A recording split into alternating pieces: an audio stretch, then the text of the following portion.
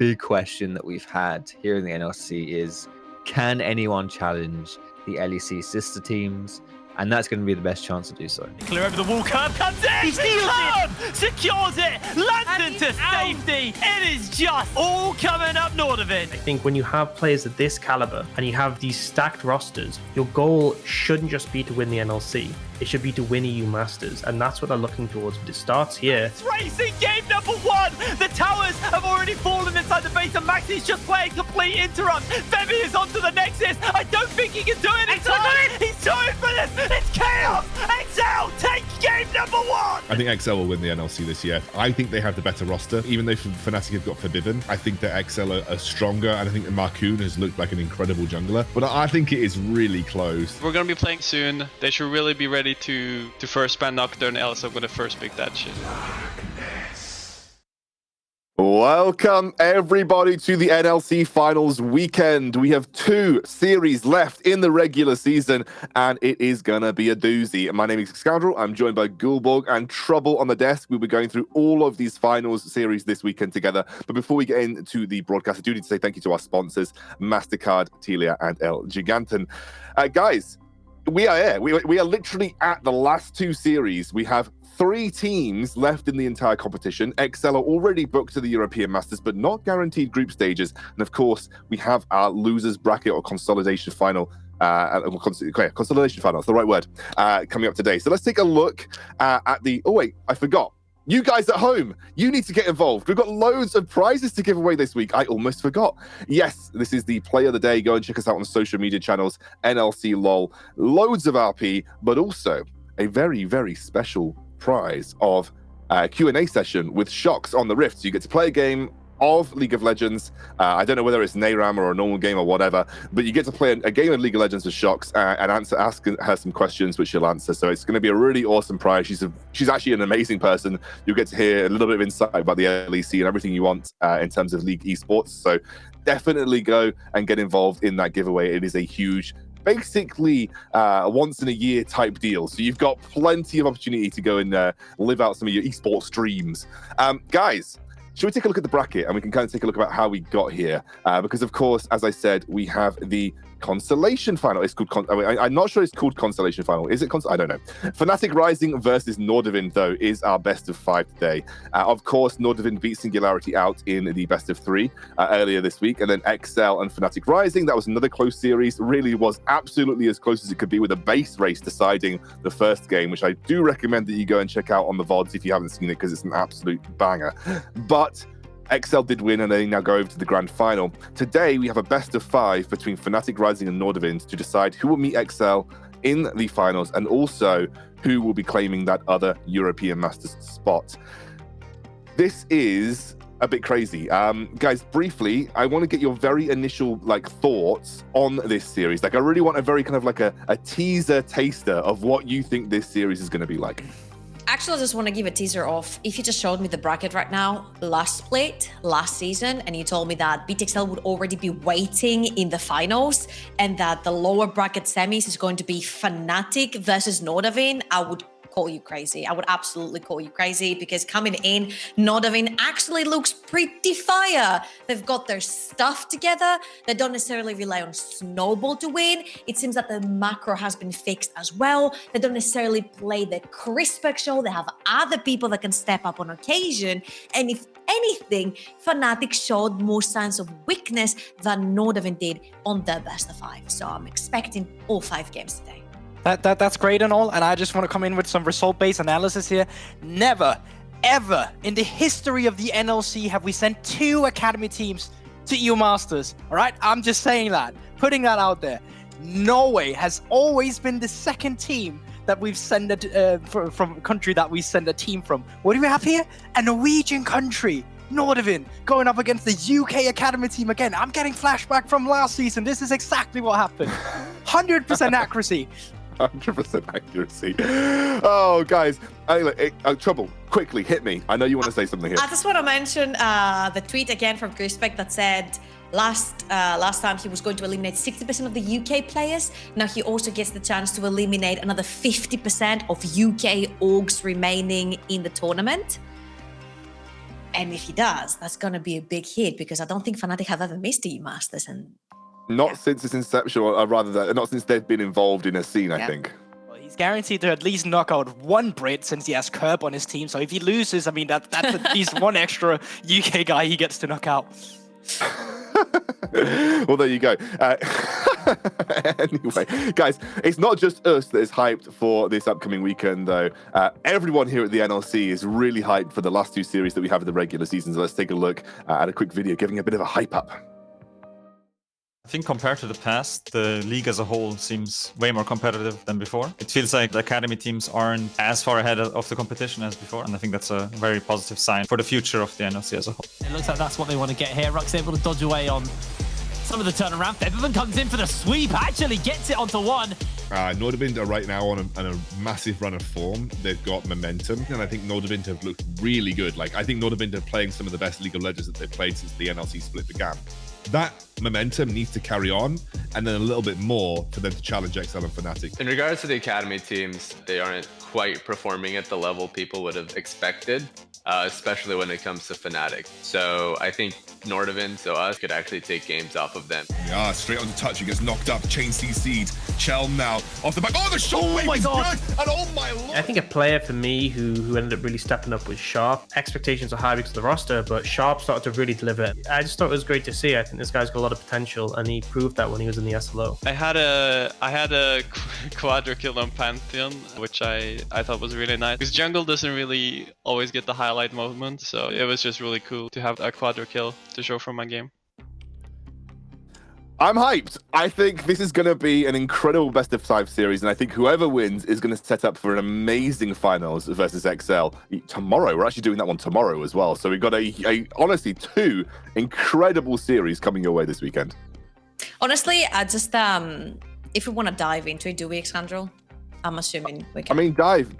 Just dive. I'm diving. I'm just diving. Okay, I just really want to give props to Sharp because when the league started, I personally found him quite underwhelming. He had all these weird picks that he couldn't necessarily perform on, but that was the entire Nordavind, right? They hadn't found their style, they haven't found the way they wanted to play, and it just didn't all seem to click together. And right now they came into a best of 3 series knowing exactly what they want to pick, exactly what they want to ban. All the drafts clicked together. Their playstyle had clicked together. Their macro has improved in such amazing ways. It's not just a one-man show. It's not just about Chrisberg. And Sharp specifically has stepped up so much that he's pulling out bans just for him. The Nocturne permaban, the Hecarim permaban. If you have to sort of burn 2 bans towards the jungler, there's so many other people on Nordavind that can step up. Ericsson has been undying in most of the games that they have dominated. You see Kerber styling Cho'Gaths and whatnot in the top lane. And of course you've got Chrisberg, who he's gonna pick Kai'Sa whether he's counterpick bot lane or not and destroy you with it. So there's like so many options that Nordavind is coming into this best of 3 with. Best of 5 rather. I will agree that they have been on a trajectory that was going to up. But I also think for Nordavind, this is like your challenge that you have to overcome to actually prove all this coming into it. I think the counterpart they'll be going against in Fnatic for basically every role, maybe except Chrisberg, who's already solidified himself as a consistent member of Nordavind, is absolutely monumental. I think Kerberos has been really inconsistent. I think he needs to show against a player like Pride that we have complimented for his consistency, that he can show up. Maxi and Sharp, that's going to be an interesting matchup to look at. Maxi has not been performing as we usually have seen him do, and Sharp is definitely the one in better form right now. Febiven versus Ericsson. Ericsson, we've always said it that he has looked so comfortable on control mages, and this is the meta for him. But if he wants to solidify himself as one of the best mid laners in the league, he'll have to overcome Febiven. And then there's the bot lane. I think Chrisberg and Bean are pretty much even, but I think when we go down and look at the supports, we take a look at Rox versus Touch. Touch to me was really underwhelming in the regular split, but towards playoff, he's improved a lot. I think that if you want to solidify yourself as a great support in the league, you have to beat Rox, who's pretty much been one of the best together with Adrian. And I just want to say that the only reason why I'm more concerned about Fnatic than I am about Nordavind is the fact that Nordavind are coming in as the underdogs. They've managed to come through the entire lower bracket. They've managed to come back from a completely disastrous first half of the split, and now they're coming in facing the Fnatic that's meant to be the favorite, who are not even in the finals. They have dropped down to the lower bracket by a very strong BTXL, and now they're coming into this, and I just can't help but think that it seems like Fnatic only play one playstyle and one playstyle only. If Febiven doesn't stomp mid, Maxi can't do anything on the map. And this is extremely concerning because, like Gulbo has said, Maxi has been slightly underwhelming. Unless Febiven manages to completely push out the opponent mid laner, it seems like Maxi cannot get many things done on the map, and then you're gonna have to have the Pride or Bean step up, and if they can't because they're playing against really, really strong opponents like the likes of Grisberg and Kebros, it's gonna look extremely tough for them.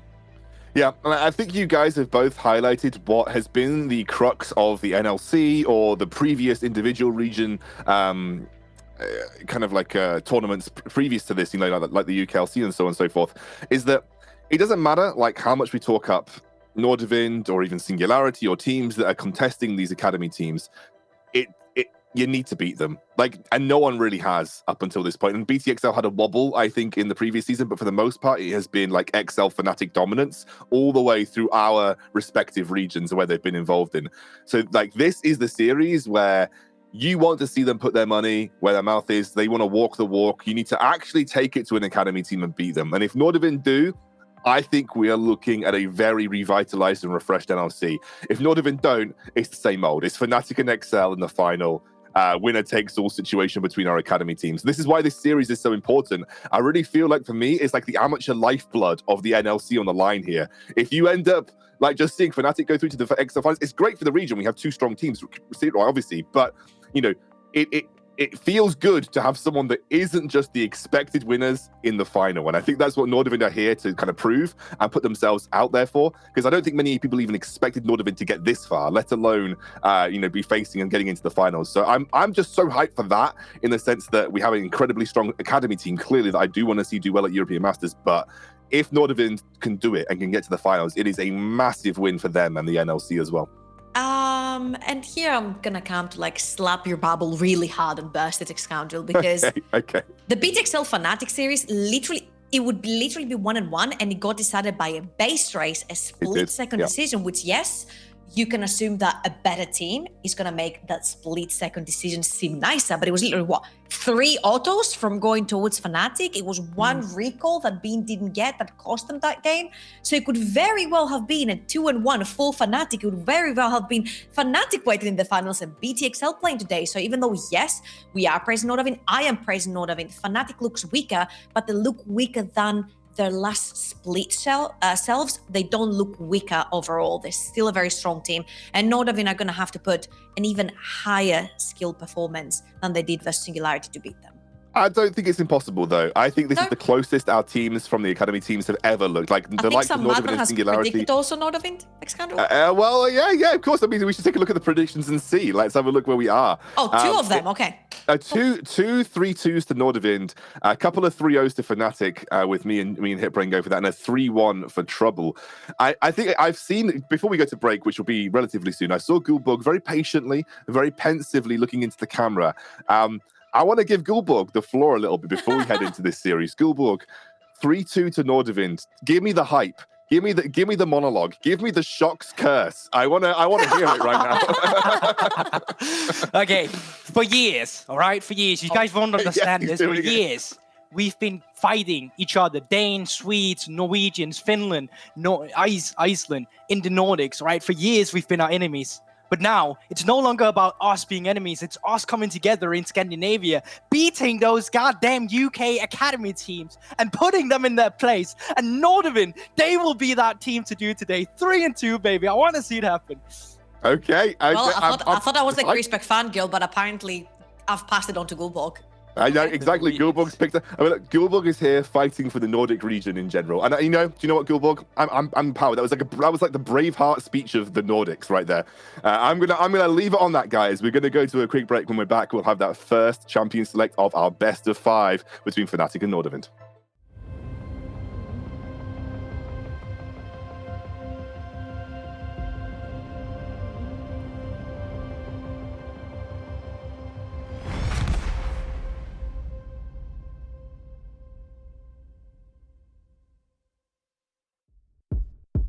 Sunsets, high rise, you know you're on the floor, diamonds, good life, walking the golden door.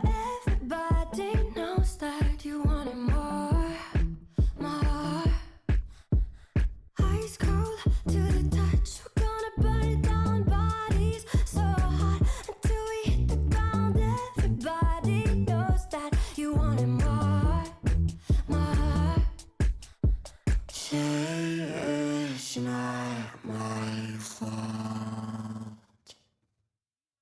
I don't wanna talk about it, not tonight.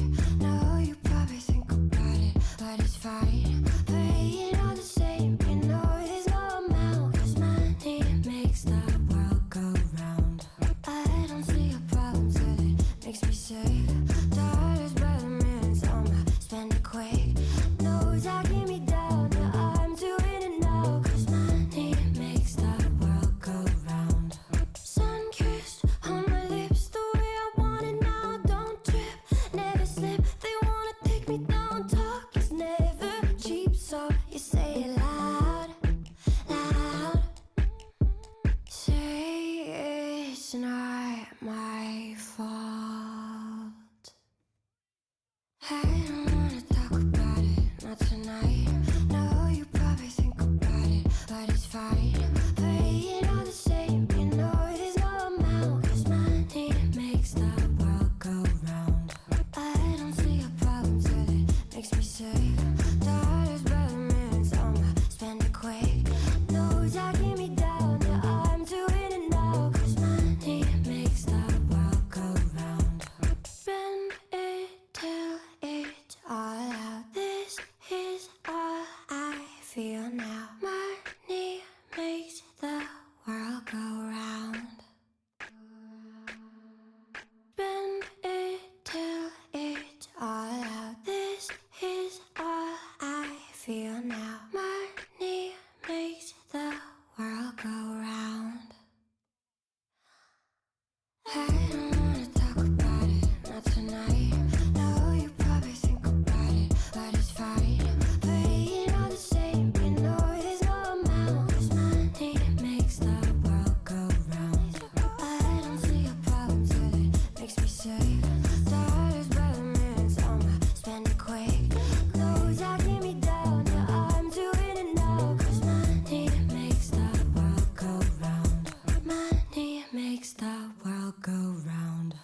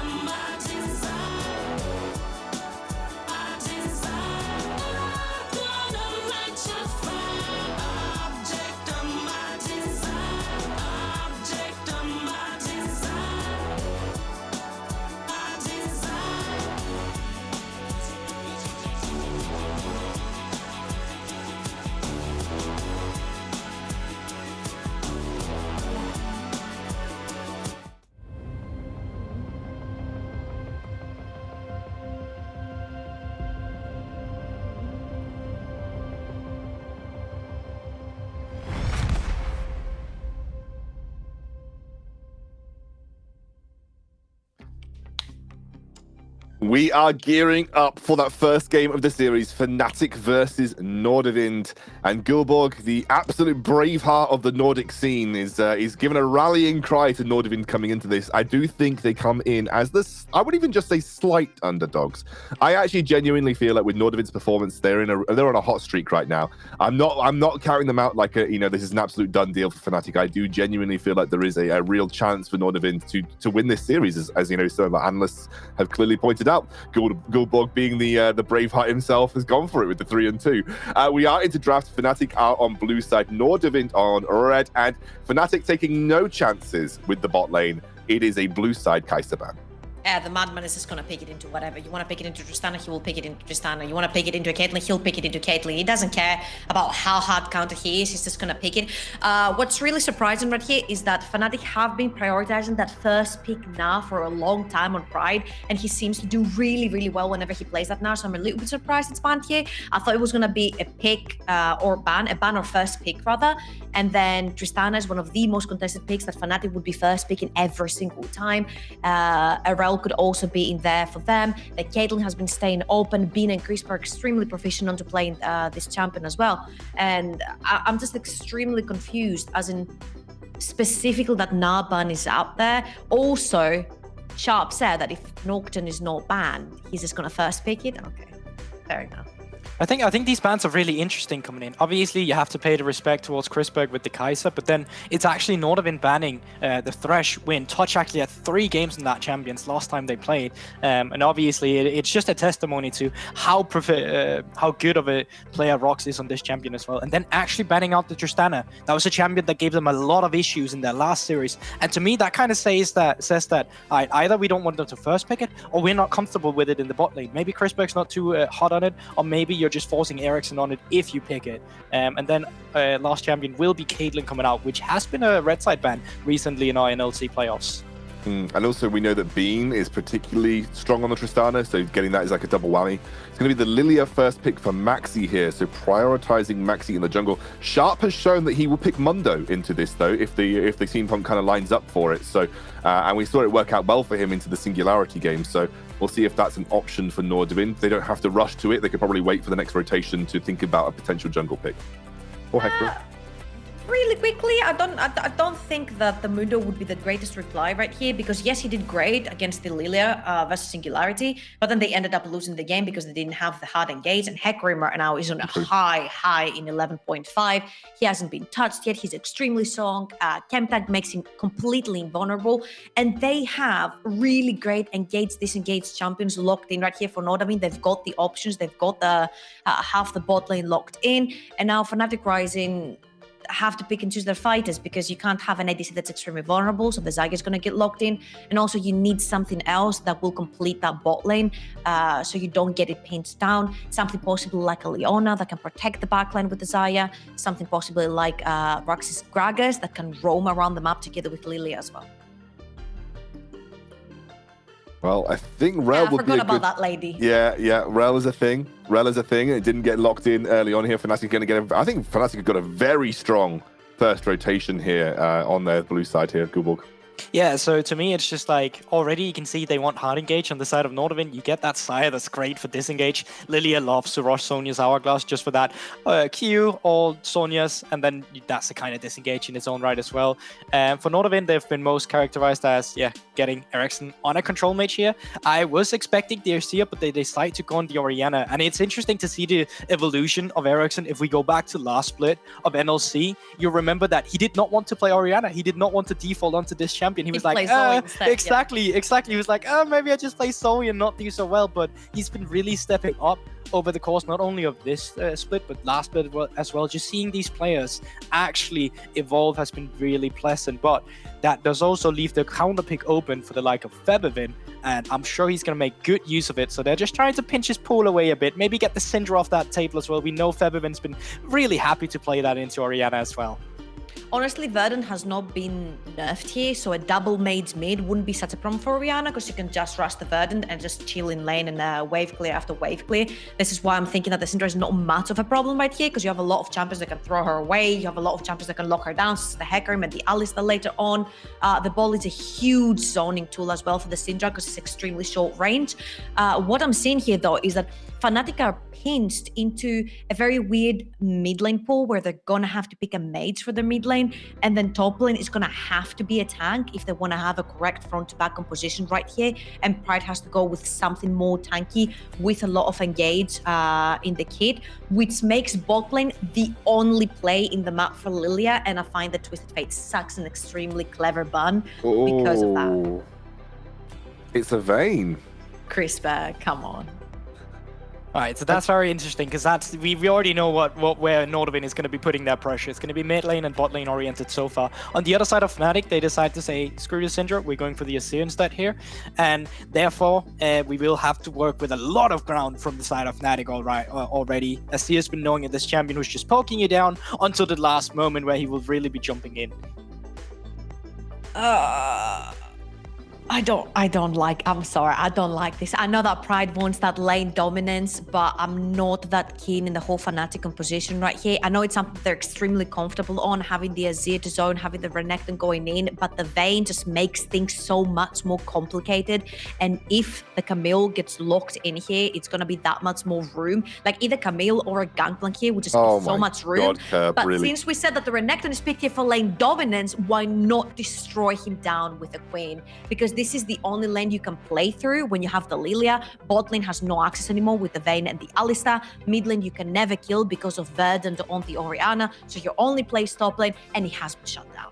All right, this is just so interesting because that means that you will most likely not be spending too many resources towards bot lane. You're probably just going to be leaving them alone, come in with a pressure gank every once in a while, but then just let them simmer like a nice little soup and wait for it to be ready, as the Vayne will be hitting that mid game with all her item power spikes, and then try to abuse the Renekton as much as you can in the early game. I will say Fnatic, they have a lot of range to play with. If they get ahead, it will be hard for Nordavind to come in and contest any objectives, but Nordavind has set themselves up to get leads on the map as well. Yeah, I remember actually reading a specific AMA by Alfari, where he talked about the Renekton-Quinn matchup in depth. And he basically said, Renekton has some minute windows where he can abuse that matchup, but for the most part, Quinn rolls over you. So you've got to be like, that's a lane where we've got to keep our eyes on this game. I actually think the Azir was quite a nice pickup for Fnatic, because I think if Febby gets fed, I think that that's going to cause a lot of issues in teamfight scenarios for the shorter range carries like Vayne and Quinn. So yeah, I think Febby is for me, like the key for Fnatic going into this game, Trouble.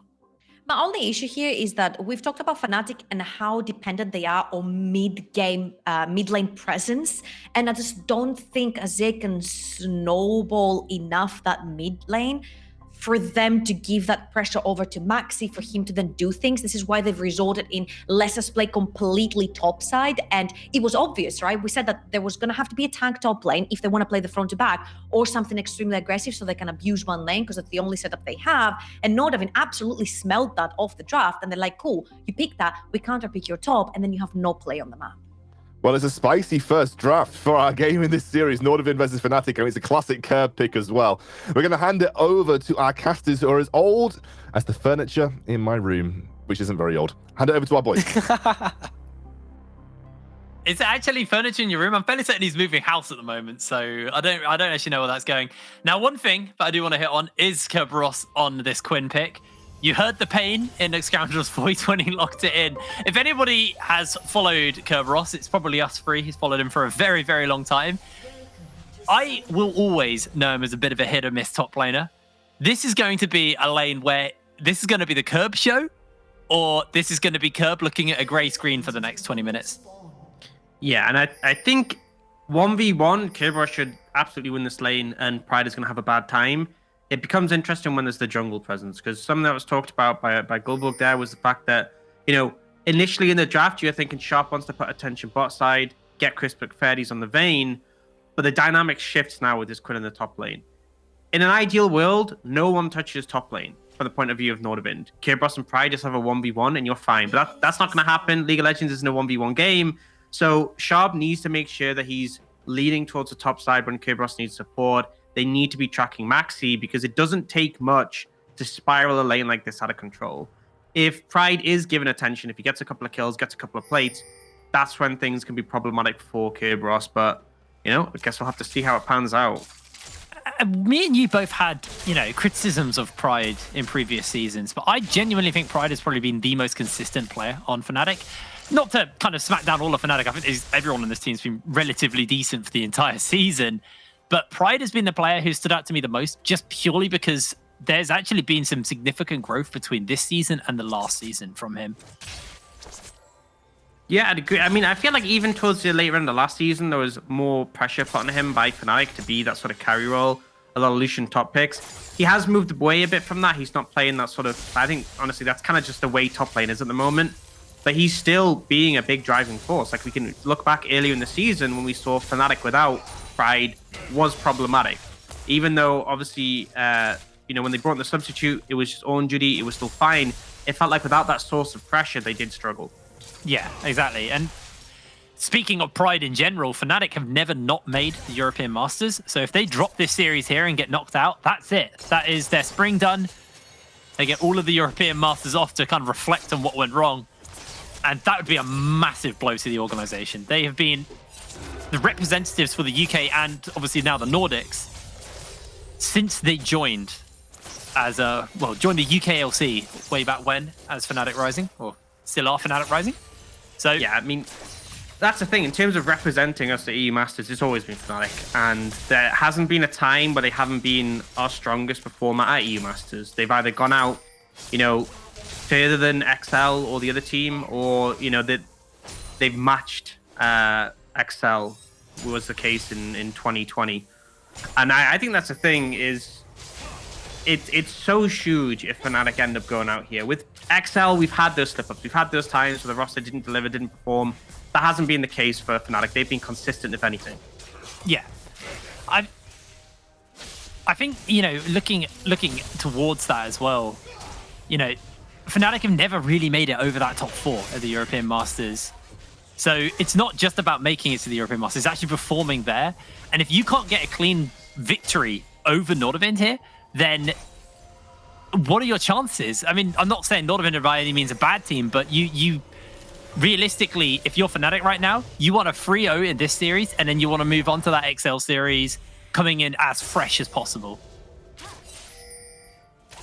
Absolutely. It takes stock a little bit of the goings-on just in the early levels. We've seen Kerberos having a good time in the top lane, got a CS advantage, but Pride altogether managing to sustain pretty well through that lane. Being down in CS is expected, but if you're not like getting chunked out and being forced to recall and TP back up, honestly, you're doing okay. We did see Sharp lean up there and get some vision control with a Scuttle and just sort of secure Kerberos safety in that lane. And then there's the counterpart, which was Fnatic. We saw Maxi and Rox group up together, push in for some deeper vision that you just saw Sharp clearing out. So this is kind of one of the things. Sharp needs to give attention to Kerb, but by doing so, it kind of makes his bot lane a bit more vulnerable. And speaking of vulnerable, looks like Ericsson might be. Yeah, Febi's just going to slide in forward as Maxi throws out the swirl seed, collects it onto him with the wall smack, and Ericsson slowed down. Uses that dissonance to get a little extra movement speed and the shield from the Command Protect. But Ericsson, you are only running so far here, friend. Febi will chase him to the ends of the earth, looking for that kill. Shuffles in, it's first blood to Febi. Yeah, and obviously a lot of time wasted there by Ericsson. He was never getting away. I think he knew from his positioning, the Predator on Maxi, that he was doomed. But by buying all that time, it means that there's not that much of an advantage for Febiven in this situation. The gold is huge, of course, but if you actually look mid lane, the wave's coming in. If Febiven had just killed him, he would have already crashed this wave, and look at all that farm that Ericsson would have been missing. Whereas now, because Ericsson bought that time, he's going to be there to pick up that massive wave. So definitely could have been a lot worse. Still not great, but he managed to sort of mitigate his losses.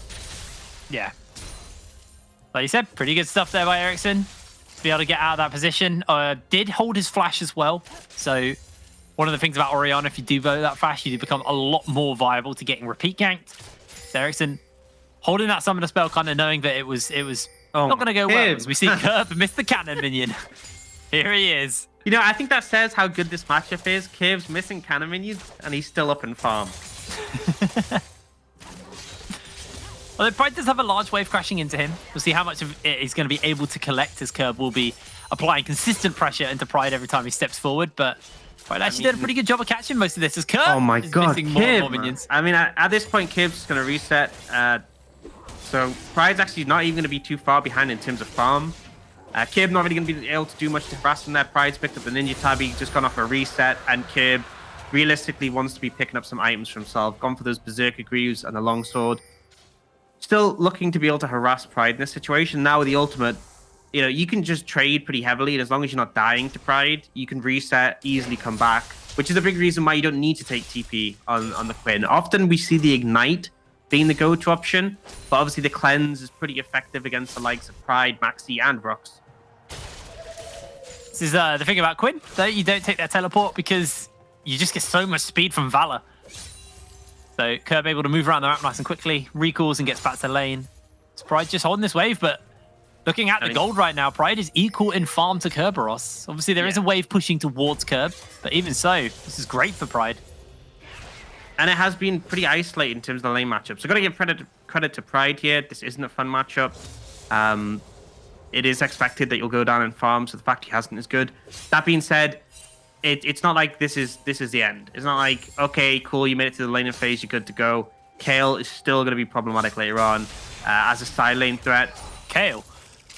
Quinn, just used to Kivra. Yeah, we were talking about Curb's Kayle earlier. Yeah.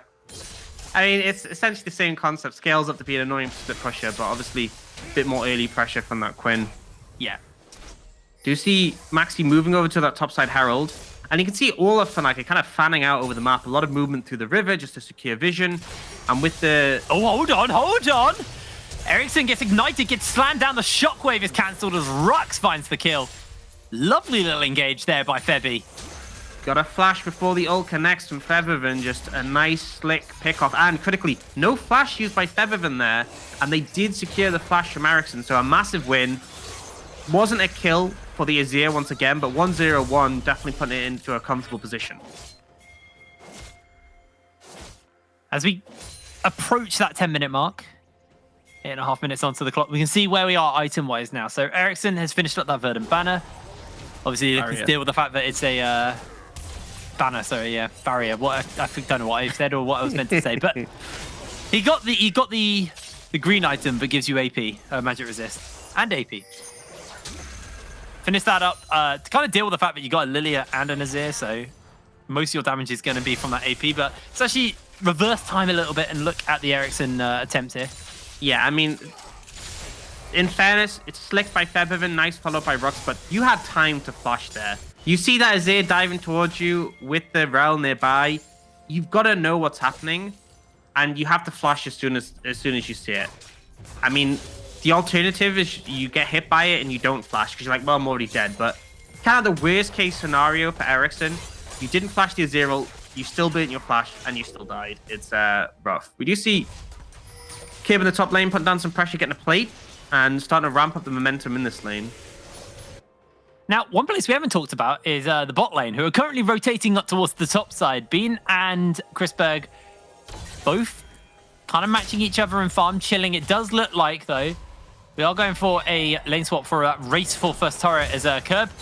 Going to mount up onto Valor, but the attract and repel into the Magnet Storm means Kerberos going to get cooked alive here. Maxi, one last Q, able to find himself the kill. That's the third one for Fnatic.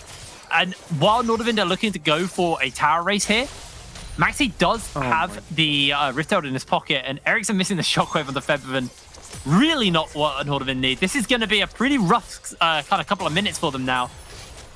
As Pride's able to hold this wave and deny anything else from Nordavind as he popped the ultimate to defend that tower. 2 plates picked up by Chrisberg in the bot lane with his support. Meanwhile, Fnatic already onto those 2 plates, and first turret blood will be falling momentarily for Fnatic. You're looking for Pride. They just don't have damage to kill him there. I mean, this is one thing that the Renekton does a lot better than the Quinn, is playing on this weak side. You know, Renekton could just dash in with his ultimate, clear out the wave. He's quite hard to dive, whereas Quinn is actually pretty easy to kill due to the fact he's just a lot squishier and doesn't have as good hard CC in terms of that stun. Or, you know, the sustain of his Q.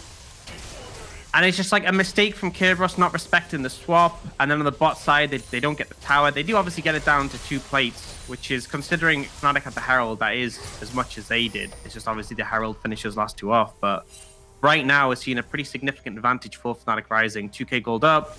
They are looking to get control of this bot side and pick up that dragon. And it's starting to look a little bit rough for Nordavind. Especially, the big thing I'm scared about is that Azir. Because the fact Featherven is pretty strong right now is going to be problematic. Rux jumps in, they get the attract, the repel, touch. Slowly but surely being pulled in. Lilting Lullaby connects, and Chrisberg gets the slam off into the wall, but touch slowly cooking down. Able to survive that, though. Did obviously have to burn that Unbreakable, but Lilting Lullaby down by Maxi, and the Magnet Storm by Rux. So Fnatic actually trading downwards there. Burning 2 ultimates just before this dragon comes up as well. I don't think it matters, though. I don't think Nordavind want a group for this. They're not in a position to fight. Touch Beam without his ultimate is actually really bad. It's just not really playable for him, other than like the initial combo.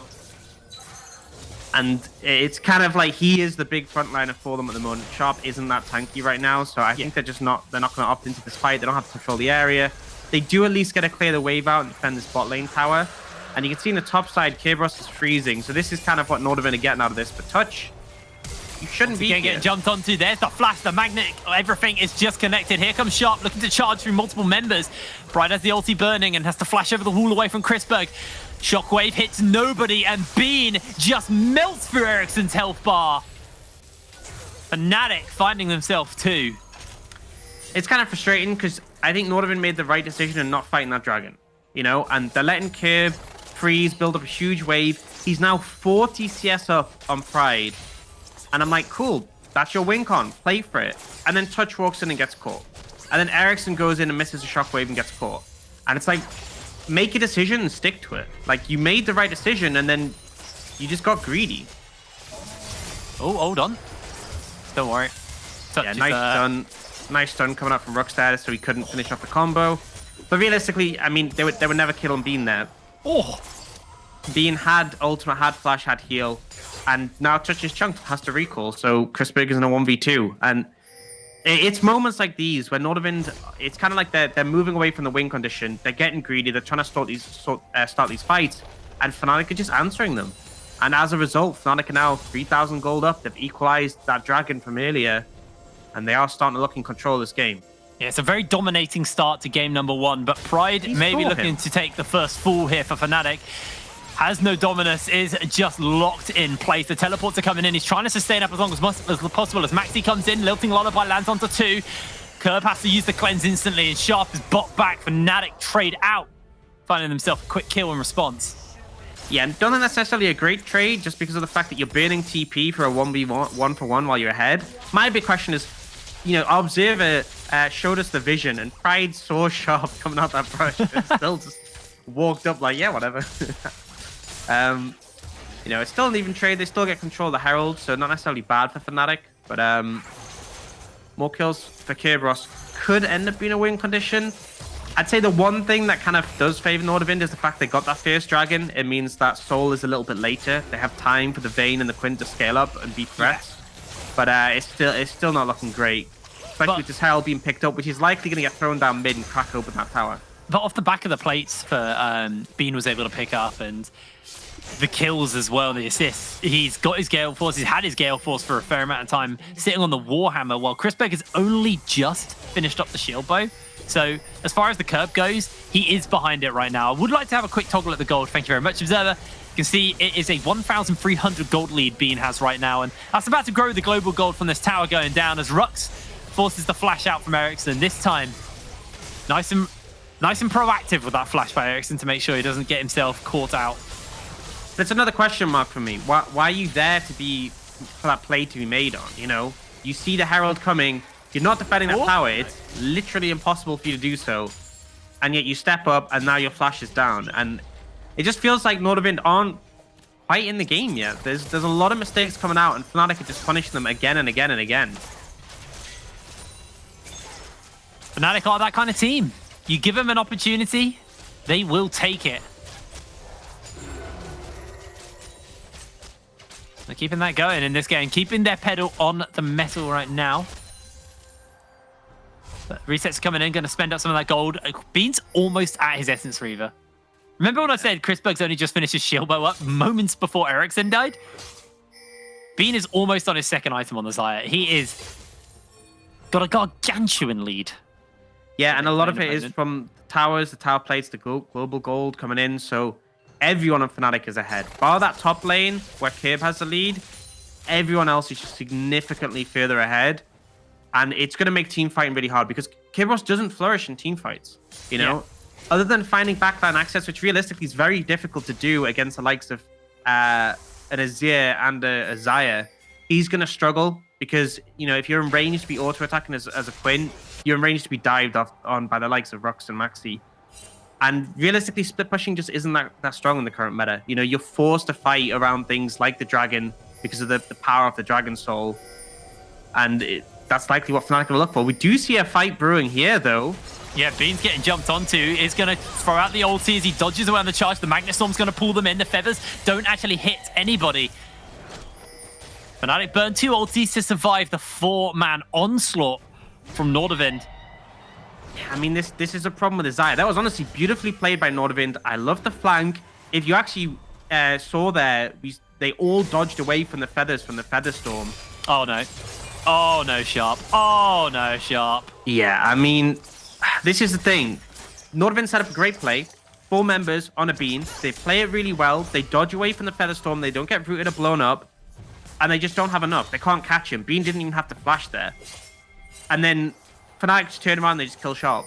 It doesn't even feel like Fnatic needed to do much to get that kill onto Sharp. He's just in the river and they just walk up and kill him. And it just feels like Fnatic are in such control right now that everything they do is just far easier. Well, Curb, the player who was ahead of his lane, is now getting jumped onto the shield bow propped I'm not sure about that one. by Rux's Q. I think I was kind of waiting for the ult to come out from Febiven, but I think he didn't want to burn his flash to secure it, and so he just didn't use it. Yeah, I think that's fair. Curb did burn his flash though, so good trade there for Fnatic, and putting that shield bow on cooldown for a little bit as well. Also a nice win for Fnatic as Sharp's now looking for Febby, able to jump away, does have that ultimate. It's going to put the tower up, looking for the knock up onto multiple members, and Nordavind are sent packing. And this is actually a really nice adaptation from Fnatic.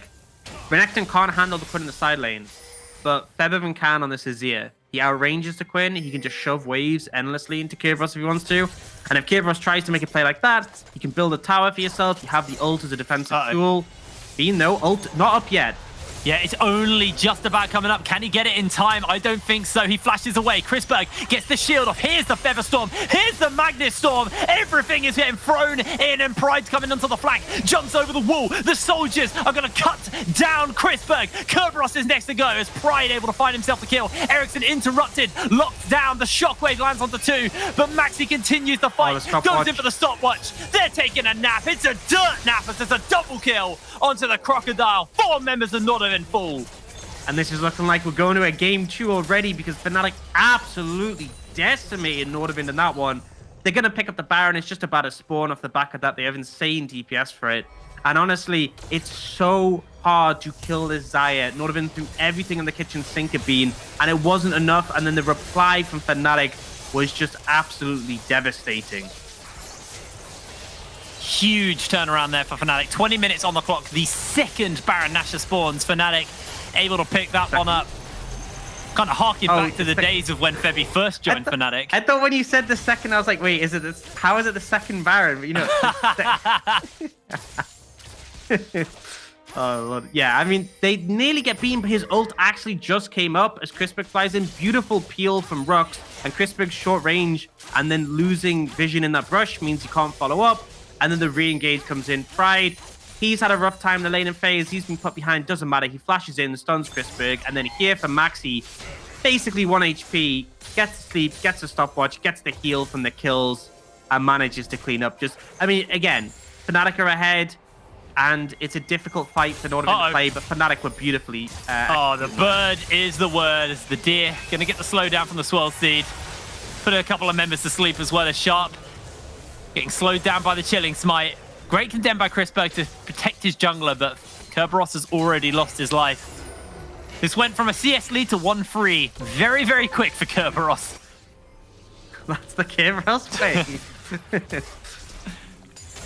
Yeah, I think it's difficult to see what Nordavind can do in this situation. Ericsson is trying to create some pressure in the side lane, but it's not amount to much. They're 10k gold down. They don't win team fights. Even if they were even in gold at this point, I think team fights might be a little difficult to play, but 10k gold down, it's just... Yeah, Our gold graph actually had that completely on point, but we'll have to hold that as there's the shuffle onto 2. Touch is taken out. It's already 2 peels picked up for Fnatic. Curb's looking to turn it onto Beam, but the feathers are going to get pulled in. It's a double kill for him. Pride able to finish off Kerberos. And Fnatic looking to get themselves game number 1 in the bag versus Nordavind. Onto the towers they go. They've only dropped a single member and a single tower. A near flawless game from Fnatic Rising. Ericsson's doing his best to clear through the waves, but he just can't. Gets a shockwave onto 3. Normally that'd be hype. But Fnatic, they're way too far ahead right now. 13,000 gold up, 22 minutes on the clock. Fnatic are here to play. And honestly, you know, we can talk about strategy, we can talk about draft, we can talk about what the teams could do differently. If Fnatic play like this and Nordavind play like that, this series is over because the difference is huge. Nordavind, a lot of mistakes throughout the game. There's a lot of decisions that, even though they might have made the right decision from a macro sense, they would then still opt into these almost random fights or random attempts at plays, and Fnatic were just devastating with the punishes. I think for Nordavind, you need to forget this game one. Whatever happened, you made mistakes, move on. Set up for game two because this was not a good start for them. But Fnatic looking like the team we expected from last season, the team we expect with the legacy they have.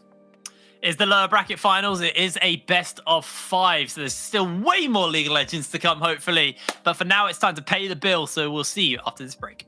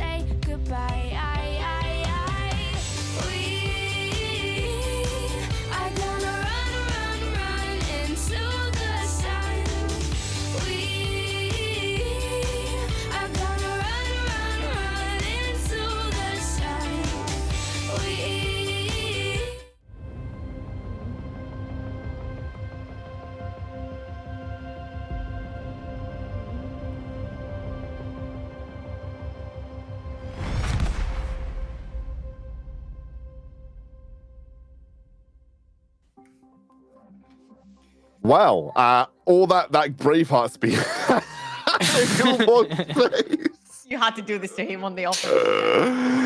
I mean, look, it's game one. It's game one, guys. Like things. Warm Can up. I change my prediction? Warm up. Warm up. 3-1 to 3-0? No, warm up, guys. Come on. Okay, warm up. Warm up game. Well, it certainly was a warm up game, especially for the mid jungle.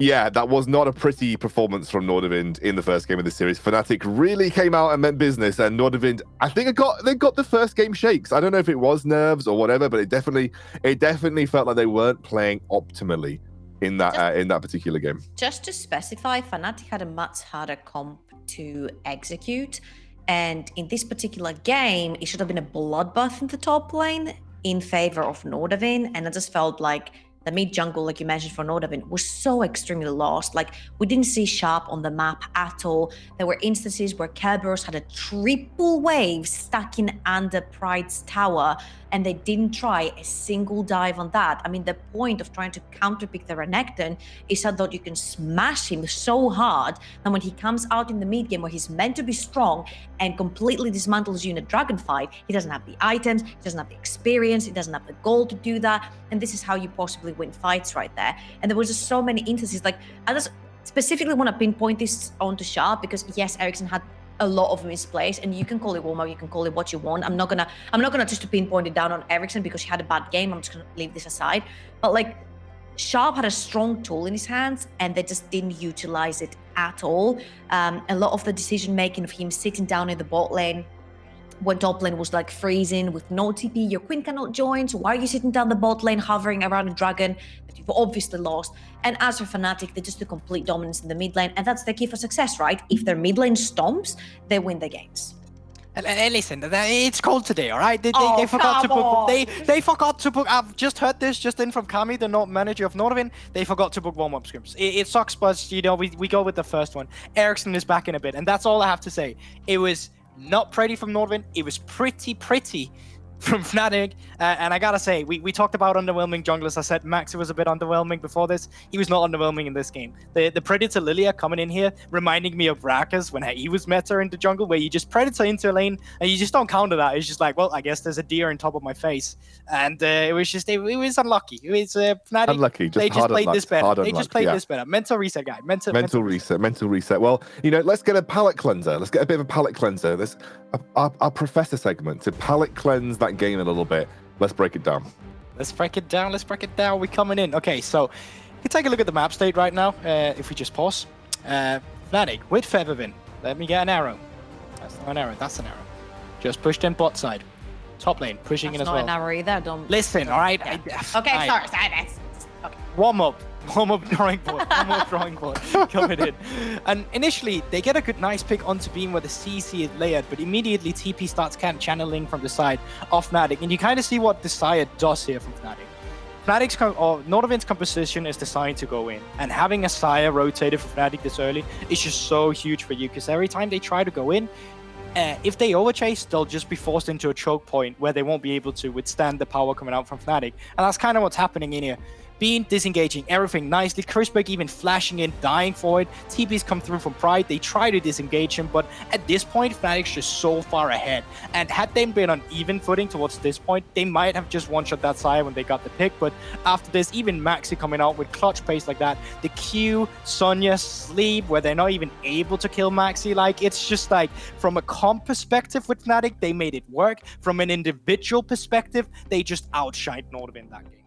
And how you look at the positives, because there was a 17-1 game in terms of kills, favoring Fnatic. That was the first shockwave that hit that game. So I'm assuming Ericsson is going to go into his next game warmed up. Again, I'm not going to take the piece, obviously. I'm just bantering here. But all that stuff aside, I think Nordavind need a really strong mental reset to just go into the next game. It's easier to recover from like a stomp like this rather than losing it in the details and then regretting a lot of the small decision making that you did. So now they know what they did wrong, they can adapt to the next one and just go for just easier to execute compositions rather than having to stomp a lane. Just go for the typical front to back, have Sharp on something aggressive, have Crisper carry your late game, and I think you should be set to go. I will say it's just like it's pretty easy to mental reset for that, because you're just like, guys, that was really bad played from us, but you know what? we can't do any worse than that. That was almost like they'd have to perfect game them. So you just come in and say, all right, we're just a game down. Let's play the rest of the series out now. Yeah, absolutely. We obviously have got at least 2 more games left in this series, but a potential of 4 more if Nordavind can Baby rally race their for troops Nordavind. and get back in. So I'm kind of excited. I think again that was a bit of a wonky draft and they didn't execute on it. They can reset. Big mental reset. First game of the series. Who cares? Let's get back into it. Let's give Fnatic a fight. We'll see how it goes in the next draft.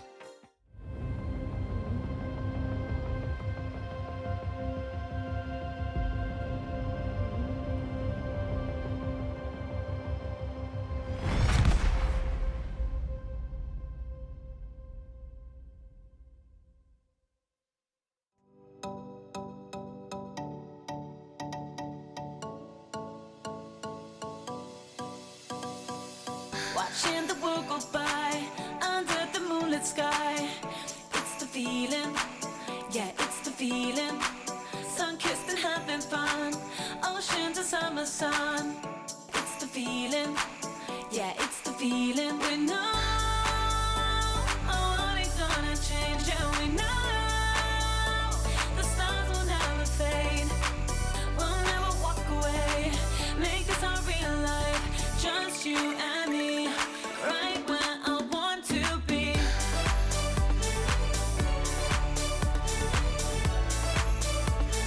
Right where I want to be.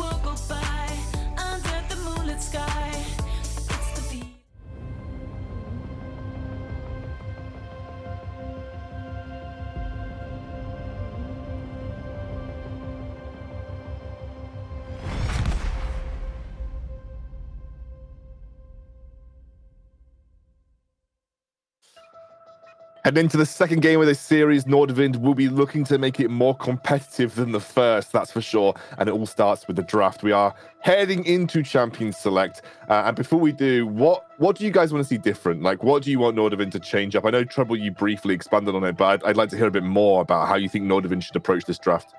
Do we know what side they're on? They chose blue, I believe. They chose blue. Okay, they should prioritize definitely maybe a Na, a Kai'Sa, something that they feel extremely comfortable on a carry specifically. If they can grab the Nocturne, which I don't think that will be the case, they can do that as well. So something really strong, something comfortable. Get a carry going like in the likes of Sharp or in the likes of Chrisberg. I just want to see more front to back. I just want to see if you can't make this work, if you're not in the right headspace to make these sort of small macro-oriented moves work like the previous game, just go back to the typical front to back, get Kerberos on a tank, get him on a cho'Gath or something like this, and just make it work like that. But apparently Fnatic are not letting any of these picks go through. Here's what I think is going to happen. Nordavind is going to say, all right, we're not going to ban Thresh this time. We're going to first pick the Thresh.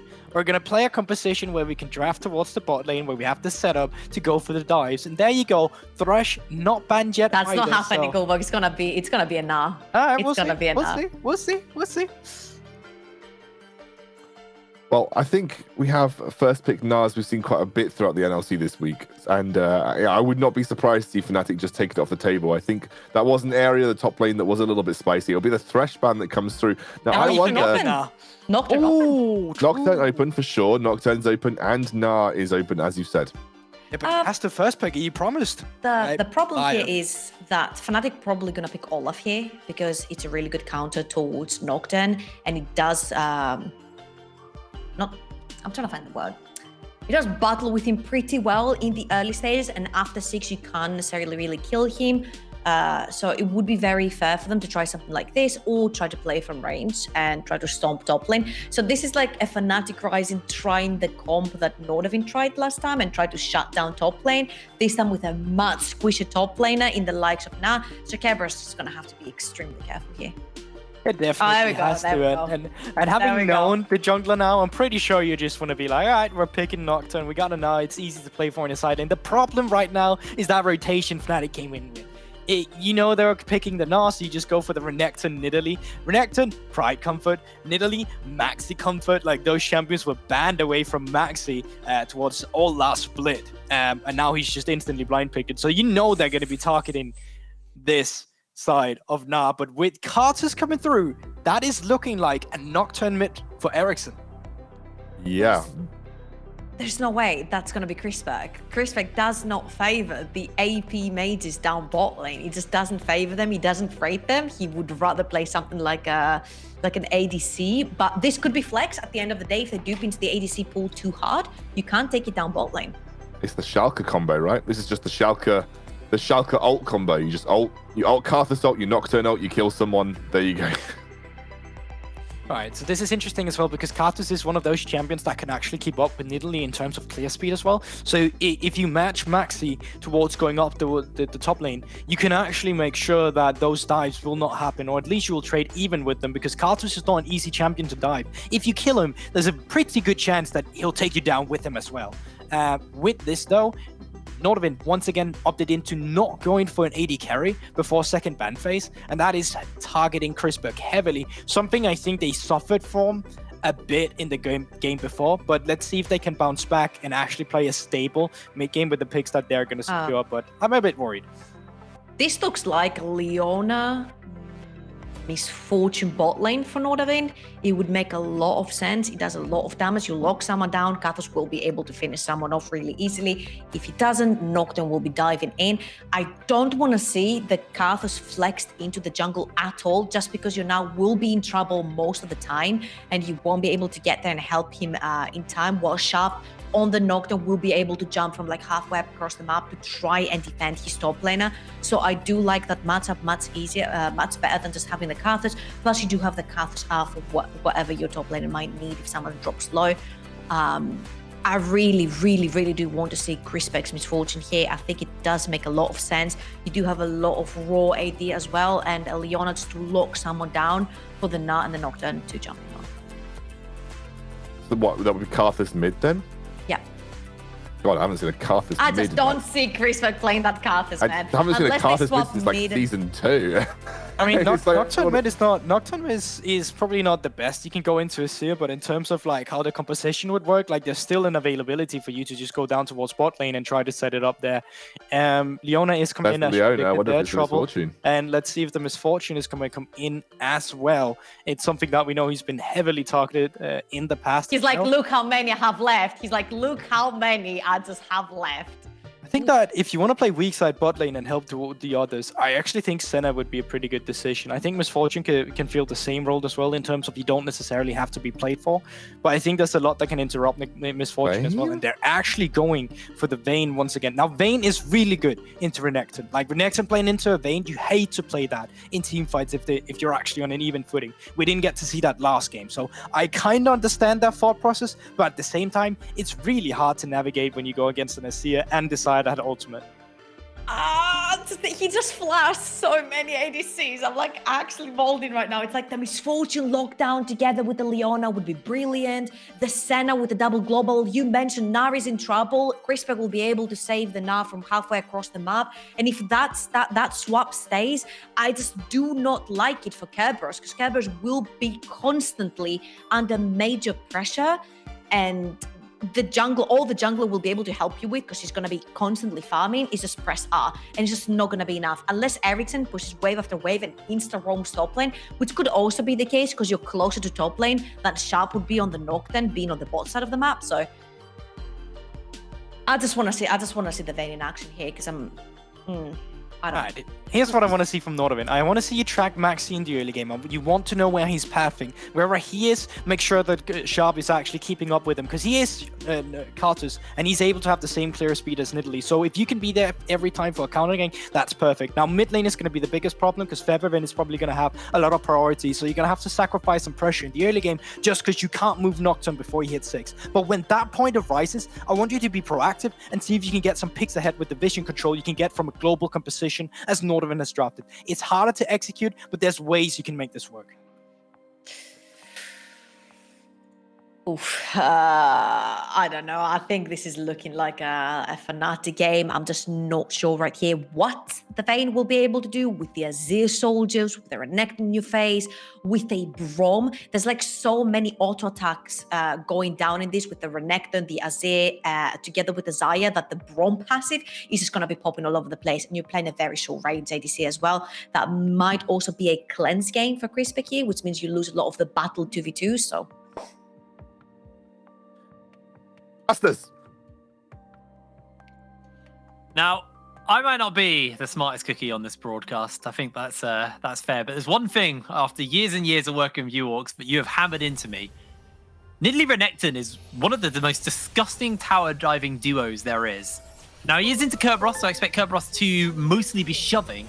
But I expect to see Maxi alleviate some of this pressure for Pride. If Kerberos is shoving, it's not necessarily a good thing, because it's like Renekton dashes in, stuns, Maxi lands a spear. It's literally a cyberbullying combo. Like, I think Kib is not going to have a fun time, and this is kind of revenge for the Quinn game. Yeah, and I think Fnatic's composition, it's like, okay, you have that same backline you had last time in the Azir Xayah, incredibly difficult to dive. A lot of self-peel and protection with the Braum to boot. And then in the top side, you have this easy play pattern with regards to early pressure. Again, huge comfort picks for Maxi and Pride. Great synergy together. For Fnatic, it's like play through top, win through top, expand that pressure around the map. And then when it comes to team fights, I'm really struggling to see Nordavind coming through in these. Because the thing is, you can have the Nocturne dive in with the Karthus ult to back him up. But like, these carries that Fnatic have are the premier anti-dive carries. Like, if I'm facing dive, this is what I want to have in my composition. So I think it's just going to make things difficult for Nordavind, unless they snowball. Unless Sharp just has like the game of his life, I think it might be a tough one. Yeah, definitely. And him and Ericsson struggled in the last game. They really did. So they picked some pretty flashy picks here. They got to make it work. There's a nice little combo, kind of post 6 between those two. They can have a lot of pressure on different points of the map and back each other up, but even so, can they do it is the real question. Chrisberg back on the Vayne. I don't really think I can fault Chrisberg. He did okay. They didn't lose lane, they didn't win lane. It was pretty chill lane for them. Kept up with being on his vein. I'm kind of still unsure about the pick though, because yeah, are you specifically picking it into Xayah because you can chase Xayah down and you can tumble out of the feathers, which kind of gives you like a little bit of maneuverability. But you know, playing Vayne into his ear is tricky. You know, just the sheer range advantage and the constant threat he can offer when you're just not even close enough to auto him is scary. And on top of that, just because like Vayne can navigate that Xayah sort of matchup, when it comes to a team fight, there's going to be a Braum there who's just blocking you. And I actually kind of want to credit this Braum pick from Rux. We haven't seen Braum too much in recent time. I think this pick is really solid, specifically as a counter pick. Into Leona Vayne really makes it difficult for them to do what they can. You can use your Unbreakable to stop Vayne from completing her Silver Bolt stacks. Let's say she gets 2 stacks on Bean, you can then block the 3rd one. It really just interrupts the damage. And obviously Vayne is very auto-attack focused, so it does limit that. So I really like the pick here. And I think it should be utilized more. And I'm glad to see Rux bring it out, because it definitely makes a lot of dive threat from Nordavind fall even more flat. Well, Pride jumping into Kerberos's face and gets a pretty lovely trade-off, actually. Chunking the hell out of Kerberos. Now, yeah. Sharp is about in the area. Although Sharp, half mana, and Pride just flashes into Kerb's face and forces Kerb to flash, but continues to apply the pressure on the top side of the map. I mean, considering Sharp had to show top side, and it's a flash for flash, Pride gets out, Kerb still has to recall, they get the shove. Oh no. It is being such a nuisance right now, and now Kerb actually about to Nara gets the slam. Pride bit off a little bit too much there. He gets death rolled by Kerberos and Sharp. Just got greedy. I mean, you won out in that situation because Sharp showed top. You traded flashes, and because you're higher HP, you could pick up the wave. And then if you look on the bot side of the map, Maxi, he was getting rewarded from this play. He just cleared out the Krugs. He's now clearing out the Raptors. You allowed your jungler to counter jungle. So I was like, you know, Pride's absolutely winning, and then he goes too far. He steps up, and he trades his life for it. So kind of similar to what we saw from Nordavind in game 1, where you make a good decision and then you mess it up by overstepping. And Pride pulling one of those. And the big thing to note as well off the back of that play is Pride has to teleport back to the lane to shove it. Yeah. Well, Kerberos is actually just going to walk up. We'll drop a couple of minions here and there, but for the most part, he's okay with this. Like, loses most of that wave, but even so, he's equal in farm, and more importantly, he has teleport. So when Sharp and Ericsson hit their level 6s and go for that combination play in maybe the bot lane, he can teleport in to back it up as well, while Pride won't have that opportunity. Nordavin's bowling really not having a good time here. Oh, if those had stopped the recall, that was so doomed. But, you know, Crispig missing some of this farm, already 10 CS down in this lane. And that's just off the back of the 2v2. I mean, you could argue, okay, Maxi being on the bot side, put some pressure down, but realistically, this is kind of just Bean and Brooks having dominance in the lane, and Brooks gets the wave to push into him. So this is perfect. Bean's going to return with a big wave stacked up. Crispig has to push the wave here. There's no other way about it. And that's going to leave him in an overextended position. And when you look at the bot side of the map, Vision is completely on this in favor on the side of Fnatic Rising. So Nordavind not having a great time on the bot side. Ericsson's now got the Paranoia available to him. Sharp does not. However, Maxi sitting on this pink ward, looking to spot a little somebody out. We'll find 2 members of Nordavind and just make his way out to safety from these 2. The pink ward is now cleared.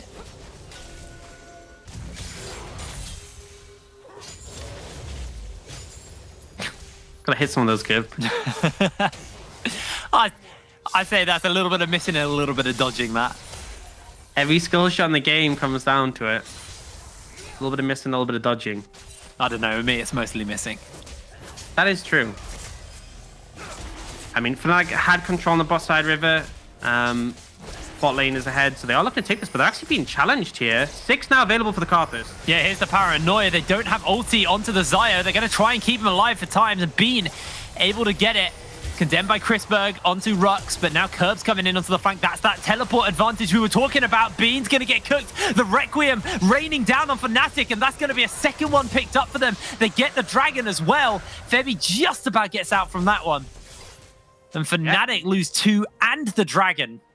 Starting to see some mistakes from Fnatic in this game. Forcing the Dragon there. They don't have the ultimate for Bean.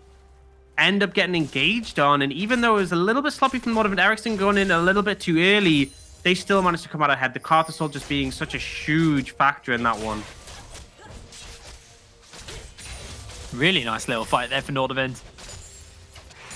Definitely the kind of fight which inspires you after a game number 1 like that.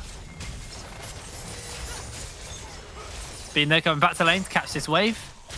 Has got the crit cloaks and building towards that Gale Force.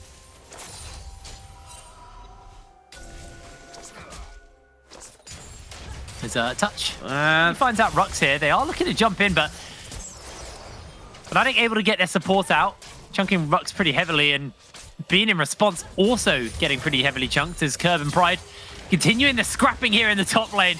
Curb once again not able to land that wallop, but on the tail end of this fight is going to be able to get a buttload of damage into Pride. Once again, Fnatic starting an objective. Paranoid isn't available, neither is a Requiem, so Fnatic may fare a bit better here, but we'll see. Ericsson able to break the tether of the fear. Although remember, Pride was heavily chunked out, and Fnatic unable to land the smite, so they lose the Rift Herald. They are just crumbling in game number 2. Different teams. Honestly, looks like different teams right now. Ericsson just going to be able to get away with the Blast Cone. Fnatic are starting these objectives, feeling like, oh, we can do this, we're confident. And Nordavind just challenged him on this. You know, Pride lost out on that topside trade. You don't have that automatic priority. And my question I've got to ask is, we talked so heavily about this Renekton Nidalee combo. Why are you not playing through top? Like, you just let Pride go in the 1v1. And in fairness, Pride kind of entered it himself a bit. But even so, like, it's an easy lane to play through. You get advantage in that matchup. And then Pride would be the one roaming down first. And you'd have that numbers advantage. It kind of just feels like Fnatic on autopilot. Oh, Dragon's up, let's do Dragon. Oh, we got beaten. Oh, Herald's up, let's do Herald. Oh, we got beaten. And it's just like, Nordavind not even playing this one perfectly. Like we saw there, it was really close on the Herald. Them actually securing it. And also Ericsson's diving on Dragon. These aren't flawless plays from Nordavind. It's just big mistakes from Fnatic. And Nordavind are stepping up to answer them. And if you compare this to game number 1 of the series, we'd be 11 minutes away from the game ending right now. Yeah. 12 minutes, sorry. This is a completely different Fnatic. They're now on the back foot. They're down in gold pretty significantly for 9 minutes into the game. Gold's quite nice. It's quite a nice spread of gold as well. There's a little bit of a lead in the mid lane, only 100, but when you're in a melee versus range matchup, you'll take that. The jungle matchup, 600 up. The top lane matchup, 600 up. Bot lane, 400 up. It's a nice little spread for Nordavind. Their gold is going into a little bit of everyone, and it means every lane just has that little bit of a disadvantage they now have to play into. And the thing is, if Nordavind are ahead with this composition, they really can stomp this one. Big condition of Fnatic composition function is you want the Renekton to be strong, and you want this backline to be able to survive the engage. If Ericsson could just dive in, press Q, and then sharp Requiems, that's it, you're dead. Like, it's so doomed. Do you see them leading towards the top side with that Herald? Sharp and Ericsson moving together and doing a lot better this mid-jungle combo than game 1. They're threatening here, and Febiven isn't there. He does have teleport for this tower with Demolish as well. This is a little rough here. But Sharp, Anchor, Ericsson's making his way back towards his lane. They are able to hold the way for now, but that tower is a stiff breeze from falling over.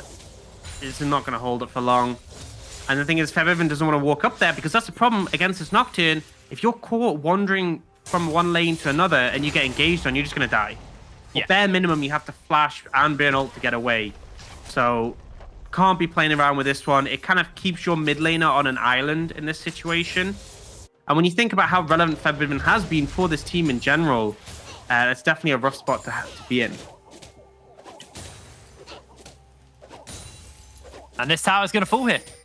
Pride had to reset. He does have teleport. It's not even worth committing. You're just going to lose it.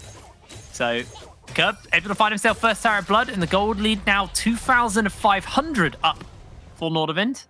Goldbro's got a pretty significant lead over Pride right now. Febby still down to Ericsson. Yep. And it's the thing. Top jungle for Fnatic, Feast of Farming Champions. They're behind. Not a good start. It's not a massive disadvantage, but it's not where you want the game to be going. And it's kind of looking to be more on Bean and Febiven to come through in these later game team fights. So now, though, I think Nordavind can just keep setting up for objectives. I'm looking to capitalize on them. Dragon's up and available now. You do see pings coming in. Looks like they want to challenge this one. But Nordavind are there with the moment numbers. where the game breaks or makes for Fnatic. If they lose this fight, they could be in for a whole world of hurt, and the Dragon is secured already. Pride's teleported in, popped the Dominus and is onto that flank. The Solar Flare lands onto a couple of members. Here comes the Nocturne, straight in onto that backline. Stopwatch is used on the backline. Febby jumping onto Curb, but the Pride is getting stunned out. The health bars are so low on Nordavind, but they are trapped inside that pit with nowhere to go. But Fnatic just too scared to step forward. Touch flashes over the wall, shot flashes over the wall. Fnatic lose their top laner and gain absolutely diddly squat. Yeah, Dragon secured as well for the side of Nordavind. A lot of summoners burn getting out on that one, and maybe some questionable decisions in the fight, but ultimately they managed to get a kill and get away. Feeling pretty comfortable. Sharp right now, super powerful. Honestly, just executed Pride there with one of his lay wastes. Much better things are game starting to too. look rough for Fnatic. Like that was honestly, the way the fight started, it wasn't too bad for them. With Nordavind trapped in the pit, and the Nordavind engage was a little bit messy. They actually prioritized Rux there, who had a beautiful stopwatch. And still, they lost out. And I don't think it's drastically going to get better than that throughout this game. No, also you got to keep in mind there's a Vayne. His Vayne's now 1-0-2, kind of been uncontested.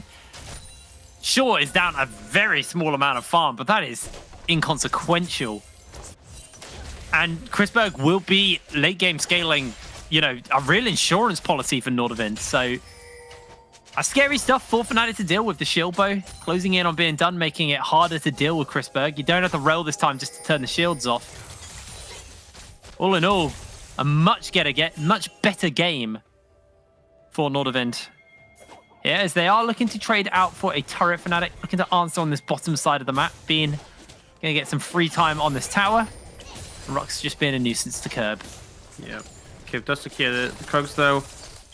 Not much of a wave left, so they're not going to be able to take this tower right now, and Nordavind already pushing in on the tier 2. Quite able to clear out the wave. Too consequential is going to come, but Herald's up. That's going to be the priority. Nordavind definitely lean towards that one, and Febiven, I mean, he goes and puts that ward down. Blue Trinket comes in. It's so scary, because if you're not literally at your tower, Paranoid can just come flying in. And essentially, the way the Cartisol works with the Nocturne and combo is it's like, it just removes a certain amount of HP. It's like, Febiven's full HP now, but you got to think of yourself as being like 70%. Because that's how easily you'll die from the Cartisol. He has to ult there just to get away from Ericsson, but Ericsson could just come in on the flank. Now, Curb getting jumped onto. Great lockdown onto him as Bean's able to find himself the kill. Maxi now running to safety away from touch as this tower will finally fall down to Fnatic. Just making sure as much of the wave dies as possible. Riftail's getting summoned in the mid lane, and Febiven now probably just has to give this tower up. Yeah, he's going to try and thin the wave out, but it's a little bit difficult. But either way, still a good play from Fnatic to take out Kib. They did deny a lot of farm away from him. And realistically, that mid lane tower wasn't realistically going to be defendable just with the Herald being up. But it's still Nordavind ahead, 3,000 gold up. And looking to sort of set up around this next dragon. Would be the third and put them on soul points. So never a scenario where you want to be given over this dragon, the side of Fnatic. But may potentially be forced into it if they can't navigate a good fight for themselves. It's still a pretty big advantage for the side of Nordavind. Sharp's been sitting on that Leandrius for a while. Could well be basing and buying. Honestly, I feel like a stopwatch would be a decent buy here. Just setting yourself up for the next fight allows you to play really aggressive with it. But it really depends how much gold he has. Can probably buy pen boots as well. At a minimum. I'm glad you noted on the items as well, because if we take a look at Febby, obviously he had to take the detour into the Seeker's Arm Guard, so hasn't even finished up the Mythic. The Leandries is, sure, the components are there, but it's not done yet. while Ericsson finished up the Stridebreaker on Kerberos, Leandri's on Sharp, Immortal Shieldbow on Chrisberg. It's only their support that hasn't got their Mythic, while Maxi going for the Zhonya's first. You do see most Nidalees do that, so not entirely unheard of, but even so, no real... They've only got 2 Mythics onto Fnatic right now. 2 complete Mythics, and then 3 complete items, if you include that Zhonya's on Maxi. So as far as the items and the power spikes go, Fnatic are down right now. Yep. I mean, we've just seen Sharp base, and he opted for the maximum ult damage possible, the needlessly large rod, and those pen boots. Is now level 11 as well. This ult is going to hit. You can see the Azir tiles being put up mid to try and hold off, but they'll quickly push it into them and move through. I have positioning, but it's only temporary, because Nordavind can easily force in on this with the paranoia. Yeah, well, they're going to start the dragon here. Fnatic not willing to give this one up. Ericsson is on that flank, sitting behind Fnatic, and Fnatic now playing very scared. Beautiful. Their lands, that's the paranoia. Here's the Requiem. Great block out, great dodge out, and Pride's able to take out Ericsson already. Fnatic looking to turn this game around, but Pride has already been locked down, and Chrisberg jumping in forward with that final hour popped.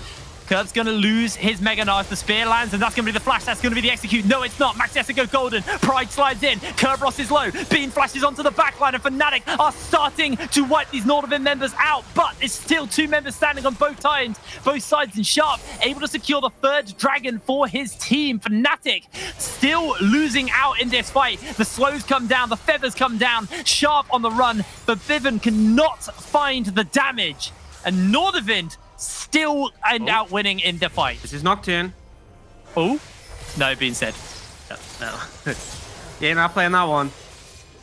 Gotta give credit though, Bean and Viven played this team fight extremely well. They should very much been a Nordavind favorite in terms of the gold, but in terms of the play, Fnatic make it almost even, but Nordavind still get the edge. Ericsson TPing in to finish out that final kill, puts them up 1 kill overall. Critically, we didn't see Sharp or Chrisberg die, who both had shutdowns, and the main thing, the Dragon did go over to Nordavind, so still very much a win for Nordavind, but you can see Fnatic making it very competitive. Well, Maxi sliding in to try and find that execute onto Chrisberg, not expecting the heal and all the defense to come out to keep him alive. Loses his life, losing the smite, and then ultimately losing the Dragon. We are 3 minutes, 50 seconds off Soul now for Nordavind in this 2nd game of the series. And it's Infernal Soul with the Karthus as well. Karthus Nocturne with Infernal Soul. You know how I was talking before about how having the Karthus just kind of like reduces your max HP? Because it's like, as soon as you go to that sort of low health mark, you're going to get ulted.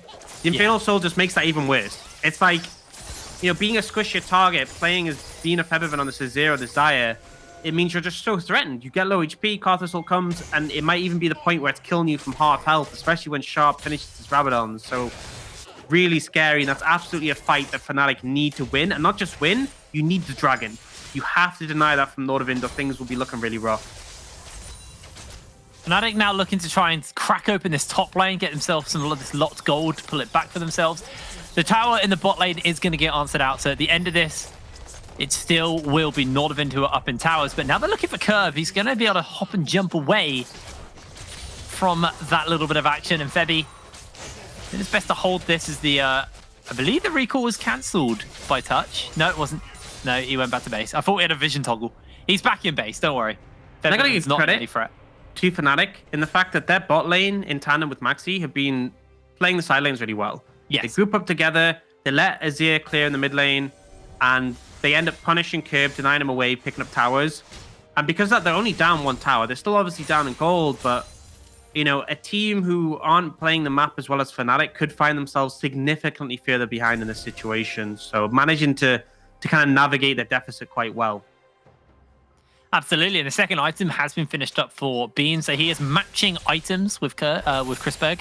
Kerberos has got his 2 items finished up. Hysterics is there, so making him that much harder to deal with, while Pride obviously wanting to finish that Hysterics, but not quite there yet. Has been playing weak side for the entire game as well, to be fair to him, so doing a good job of actually getting himself a bit of farm. He's actually up over Kerberos a small amount. Obviously with those 3 deaths. And soon. We have a minute 40 on Dragon, and you can see Sharp trying to clear through the jungle because he's very close to having Rabadon's completed, and that's a humongous spike. So if he can secure that one before this dragon spawns, he'll be in a really favorable position. Out of jungle camps for the moment, though, which is pretty rough for him. I'd honestly just take the mid wave. Yeah, I think they probably should just funnel that gold onto him. But you know AD carries a lot. Yeah. I mean, is it worth it having your AD carry go AFK? Yes. Def cap. Always worth it. It's a pretty big spike. It's so also close. the Moro victory. But it's 50 seconds to the objective, and you kind of don't want to be recalling right before. I actually think they should just funnel this mid wave onto him. I think they are doing that now. No, he just helped shove it. Yeah, I want to see him get the Rabadons before the objective. It's a huge deal, honestly. It really will change the whole dynamic of the fight and how much he's able to, you know, how much value he has. I like how this has turned into a Karthus farming stream. He's going to get it off here. He's there. It should be enough. But you are going to be a little bit late to the objective.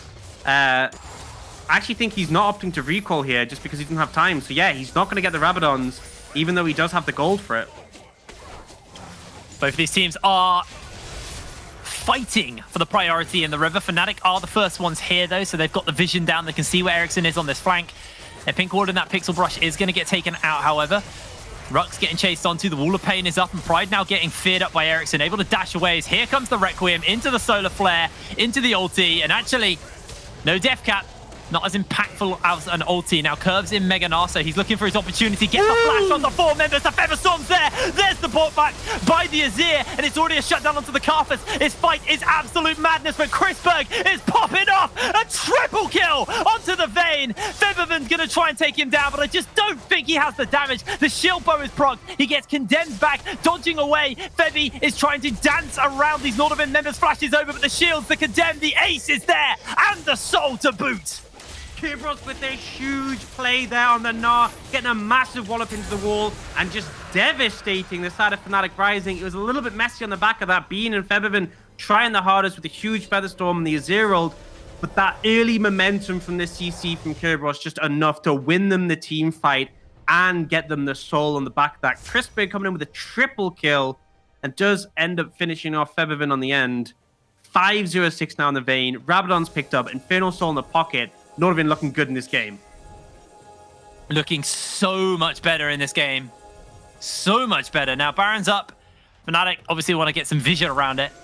When you got a Vayne who's now 5-0, you have to be so worried about how quick that Baron will go down. Our gold graph isn't working, apparently. Yeah, we're having a few issues today. Our replays aren't working as well, which is why if you've been missing them, we haven't been playing for the last couple of fights. Hopefully we'll be able to get them sorted out, because I want to see that fight again. But for now, we can just fondly hold it as a memory. I mean, that was just, like, credit to Chrisberg, played that team fight really well in the Vayne, but that engage from Kerberos and the Mega Gnar, just honestly perfect to set that fight up. And even then, it was still the little moments where it felt like it was close. And you got to think, if they didn't get that massive Mega Gnar ult, Fnatic could have been in for winning that fight. Yeah, absolutely. Like, the re-engage by Fnatic was good. Like you said, Featherman and Bean did a good job to try and turn that fight as well as it went, but it was realistically the Chrisberg final hour just tumbling around invisible, making him so hard to deal with, and Chrisberg able to get what he needed really there for the team, and that does mean that now they've got that Infernal Soul. They may just let the 2-man up this Baron at some point. I actually do think Ericsson and Sharp might be able to do it. I mean, Karthus just shreds it with the Rabadons now. Can we actually take a look at Karthus' AP? Because prior to Rabadons, he was at 243. Obviously, he has picked up another Infernal Dragon. I kind of want to see how much of a boost he got just from the Rabadons alone. 355, yeah, so you got like 100 AP. Which isn't that much, I guess. I mean, it's a lot, but it's not like a crazy amount. He's closing in a level 16. That's the final point in the Requiem. That'll be a big one, yeah. That's when that 355 just becomes even more punchy. I did expect more, though. I'm not going to lie. I mean, I think it's because it's second night from Rabadons. This is why Rabadons isn't typically prioritized ties as much as for most AP champions, just because it's so expensive and doesn't offer that much early.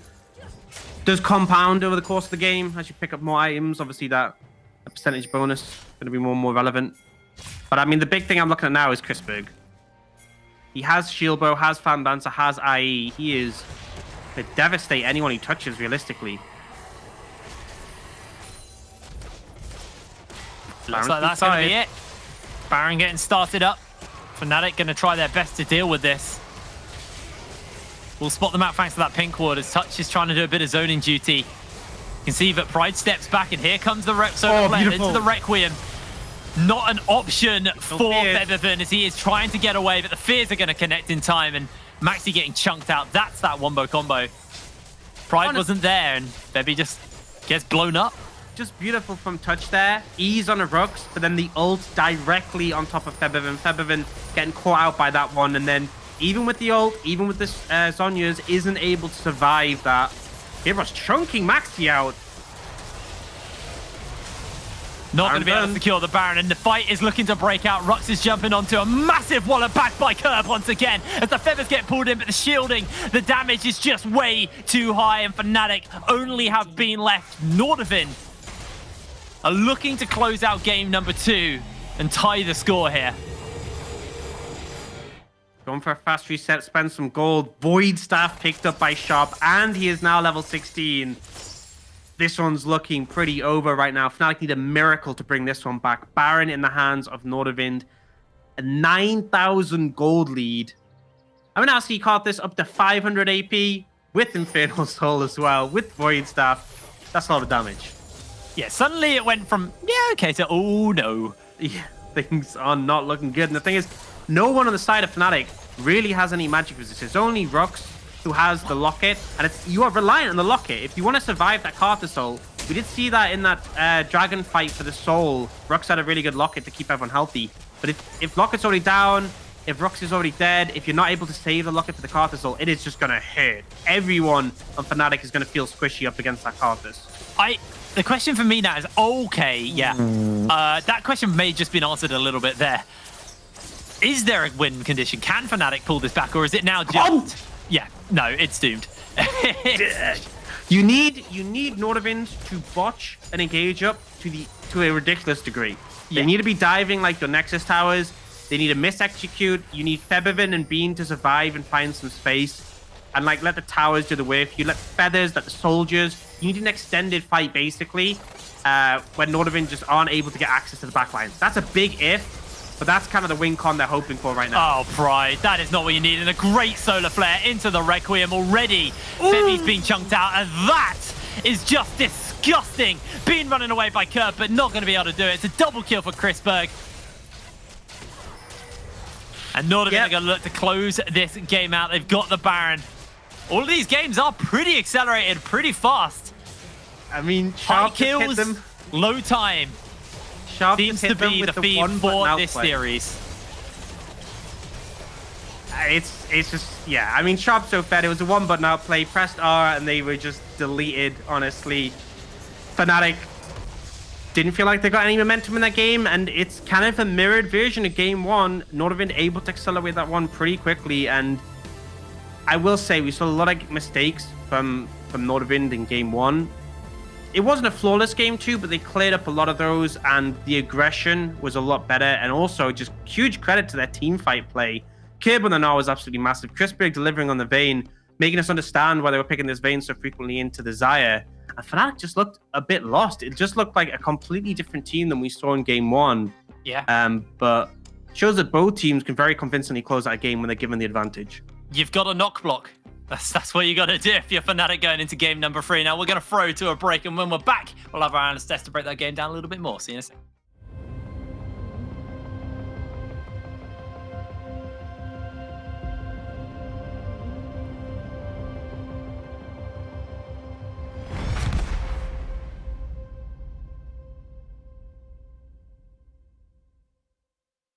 Vulnerable.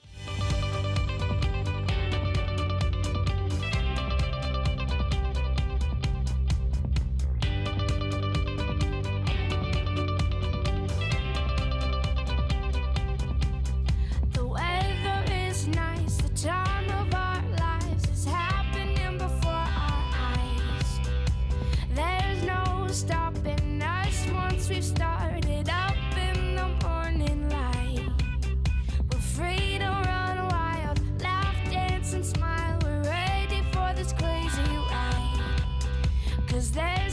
stopping us once we've started up just to say goodbye.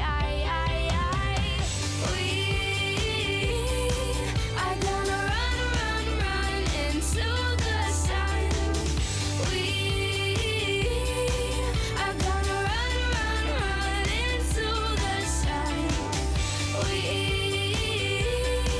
are gonna run into the sun. We are gonna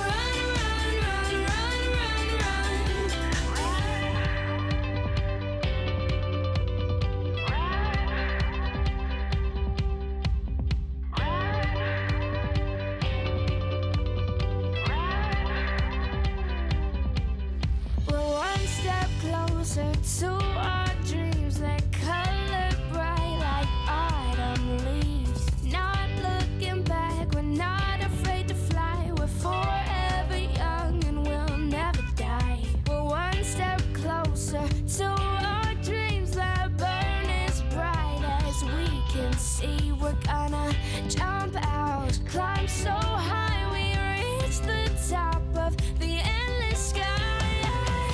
We are gonna run into the sun. We are gonna run into the sun. We are gonna run into the sun. We are gonna We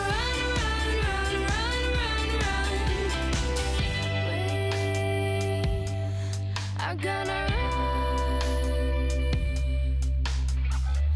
We are gonna yeah. We are gonna run into the sun. We are gonna run into the sun. We are gonna run into the sun.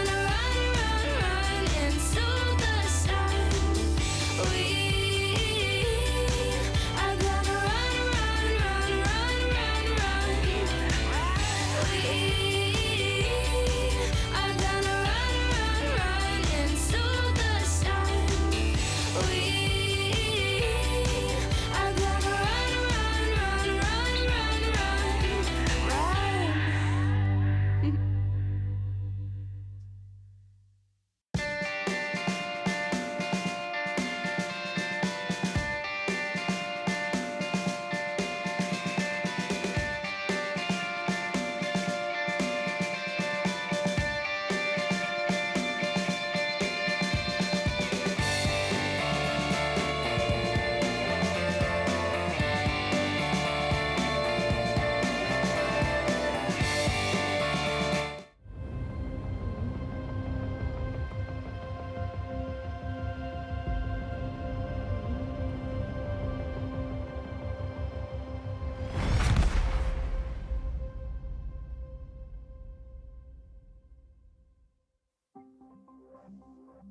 Hello, everyone. Welcome back to the NLC. We are 1-1 here in the series between Fnatic and Nordavind. And Nordavind really shaped things up in the draft. They got that now first pick. They went into the Schalke Nocturne Karthus combo that worked out beautifully for them. And then Chris Berg, obviously 8-0-9 on the Vayne that game. Fnatic didn't get a look in, really. And that was a much better performance. Literally, as Gulborg said, mental reset. Game one doesn't matter. We're back in. Yeah, that's crazy. They're just coming in here. We talked about the warm-up game, which really was a warm-up game. You could not tell that Nordavind had just been absolutely demolished in game one. They come back with new strategies, harder to execute composition, and they absolutely smash it. Get first spot top lane, get the Drakes going from the early game. And you know what? They're being really proactive and aggressive, something we don't see Nordavind do often. And of course they're gonna come in like this. They're gonna take this series today. They're ready for it. We're going, boys. Oh, he started the speech again, didn't he? All right. He's the Braveheart in him is just coming out again. I'm going to bring it back into some analysis, though. I feel like the Nocturne Karthus combo was just so great, whether they put it in the jungle mid or like swapped it around anyway. We have been talking about the Na and how he is prioritized on every single draft, whether it's Fnatic or Nordavind. This is why I was a little bit skeptic when Fnatic banned it on the blue side themselves because Pride does favor it as well. They might actually think about it this time because Fnatic have chosen blue side, so that might be one of their priorities to try and grab the Na. And also at the end, we questioned the Vayne. I'm still questioning the Vayne because I think there were a lot of wombo combo potential right there, where if that was a misfortune, that fight would have been done like way sooner than it was. And it was really hard. You could see that with the Azir, the Vayne to try and walk a little bit further in there. But like, just the fact that Crispex's pool got pinched and then he still shuffled through 5 champions that he could potentially play in this composition just shows you that this man cannot get banned out. Yeah, I think you're right. I think like I would almost be tempted to just say ban Kai'Sa, maybe leave it at that. And actually, you know, are you that scared of Crispex's Kai'Sa as Bean? Like, does Bean need to be that scared of Crispex's Kai'Sa? I mean, yeah, I suppose, but I mean, Bean's a really good AD carry. Like, you know, I think at the end of the day, maybe you free that ban up for something more poignant, like the Nocturne, for instance. You know, prevent that combo. Yeah, I feel like though that Fnatic was the one who banned Thresh. To me, that was like, I think you can leave Thresh open. I know he's been prioritizing it, but it's not like a must-ban champion where you don't have counters for it or something to counterplay it in lane with. But I think that Nocturne, it definitely has to be on the bench now. Before, you only banned it because Sharp absolutely loved it in the jungle. Now Ericsson picks it up. Yeah, okay, sure. Then, I mean, you can't really do anything about it. Even Azir into the Nocturne, and Nocturne had the priority in the early game. Like, it was so hard for Febby to find his footing in that game. And when he finally did, well, it was already too late. Nordavind is just proactive with the fights all the time around. And you gotta give it to Curb, all right? Those Gnar engages in every team fight was absolutely clutch. 5-man? Yeah, I mean, you could make a montage out of this game alone by the Gnar ultimates he had in the team fight. So Nordavind really stepping it up for this game too. I honestly completely agree with you, and I think we said you've got to reset in draft. You've got to maybe go a little bit more standard, or at least something that has more cohesion. Because I think the draft that they pulled out in game 1, like, maybe made sense on an individual lane level, like, but they weren't able to capitalize on any of those in these particular instances. And I think this time round it was more cohesive, had a more easy to execute game plan, especially when it came to the team fights, and they had complete control. And the soul pickup was so nice as well. You know, you just guarantee yourself that win condition with the soul pickup as well with the Karthus ultimate. So, you know, I think Fnatic now need to go back and think, what do we think about banning instead? Like, do we need to change our ban strategy? Because their ban strategy was similar coming into game 2. They've clearly shown that actually there are some picks that they either don't know how to deal with properly or just shouldn't be letting Nordavind have at this point. But what I love about what I've seen from Nordavind, I saw 2 of the same comps from Fnatic. I've seen 2 completely different comps from Nordavind. The breadth for Nordavind in this series is kind of already showing. Now it's up to Fnatic to sort of respond, either play what they've played and, you know, get the win more comfortably again, or maybe you need to start expanding the way that you're playing. You need to start expanding your champion pool and your draft to start countering what, you know, the breadth of tactics that Nordavind are bringing to the table. I don't necessarily think that Fnatic have to change the way they're playing because they've been successful so far with what they do. I just think that the Azir was a little bit unfortunate there because you're never going to have priority over a Nocturne. Nocturne pushes so easily. He'll pop the shield when you do the charge and he'll just push the wave back in your face every single time a wave lands into mid lane. So you were not going to have priority there whatsoever. And we have said that for Fnatic to strive, Feb even has to dominate mid lane. You have to push it back. And in this particular game, I don't know. I think like Sharp likes to gank more with a Karthus than he likes to gank with Hecarim. For some reason, he finds it more proactive and he finds it much easier, which is something that completely caught Fnatic off guard. Like, why in the world is a Karthus up in the top lane? And then that chance they took with the level 3 or level 4 gank up top where they just killed Pride it was literally playing like on min-maxing right there. Yeah, I don't necessarily think it's because we're looking at Chubb and we're like, he's ganking. No, I think it was a split map situation where he had just cleared out as faster than Italy, if not faster. He was a level up in the early game. And it was unfortunate timing for Pride to go in because Chubb was just recalling. He was legit on his way out of there. And the way that first bot happened was a bit uncalculated. Kerberos was maybe flipping it a bit, but it came down to that Chubb was at the right place at the right time. Not necessarily ganking, but just recalling in a bush where it was needed. Well, I think we are now heading towards our 3rd game in the series. So we are actually just in a straight up best of 3 now, by the way. We're in like at this point forward, it's a straight up best of 3. So I think, you know, at the end of the day, the teams have got to fully reset. Fnatic as well. I'm sure Nordavind will be super happy with that. They want to continue that momentum. But Fnatic, they need to do what Nordavind did in the first game and just go for a full mental reset. Is that a ghost behind you, Excantro? Is that a ghost behind me? Your door just opened. Oh, it's my son. Anyway, let's go to a quick break. We've got that third game of the series coming your way.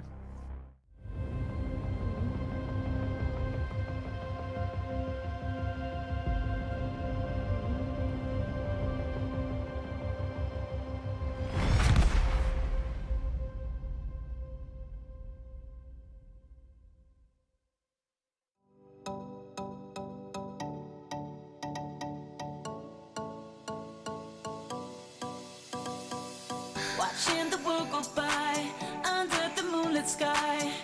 It's the feeling, yeah, it's the feeling. Sun-kissed and having fun, ocean to summer sun. It's the feeling, yeah, it's the feeling. We know all ain't gonna change, yeah, we know the stars will never fade. We'll never walk away, make this our real life, just you and me. Right where I want to be.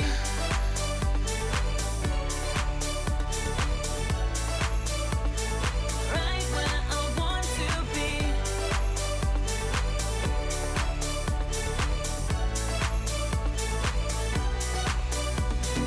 Never letting go, never letting go. Never letting go, never letting go. Never letting go, never letting go. Never letting go, never letting go.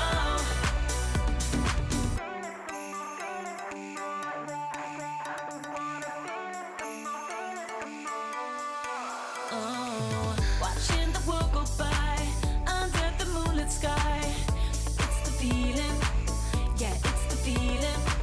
Sun-kissed and having fun, ocean to summer sun. It's the feeling, yeah, it's the feeling. We know all ain't gonna change, yeah, we know the stars will never fade. We'll never walk away, make this our real life, just you and me, right where I want to be.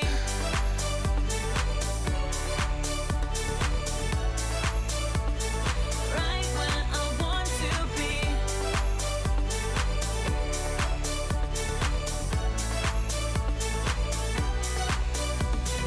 Never letting go, never letting go.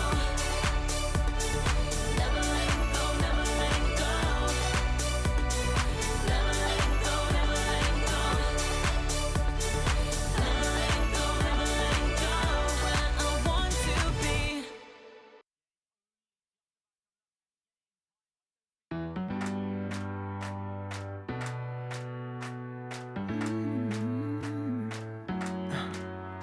Am I wasting time? 'Cause I'm already gone. So long, can you stay the night?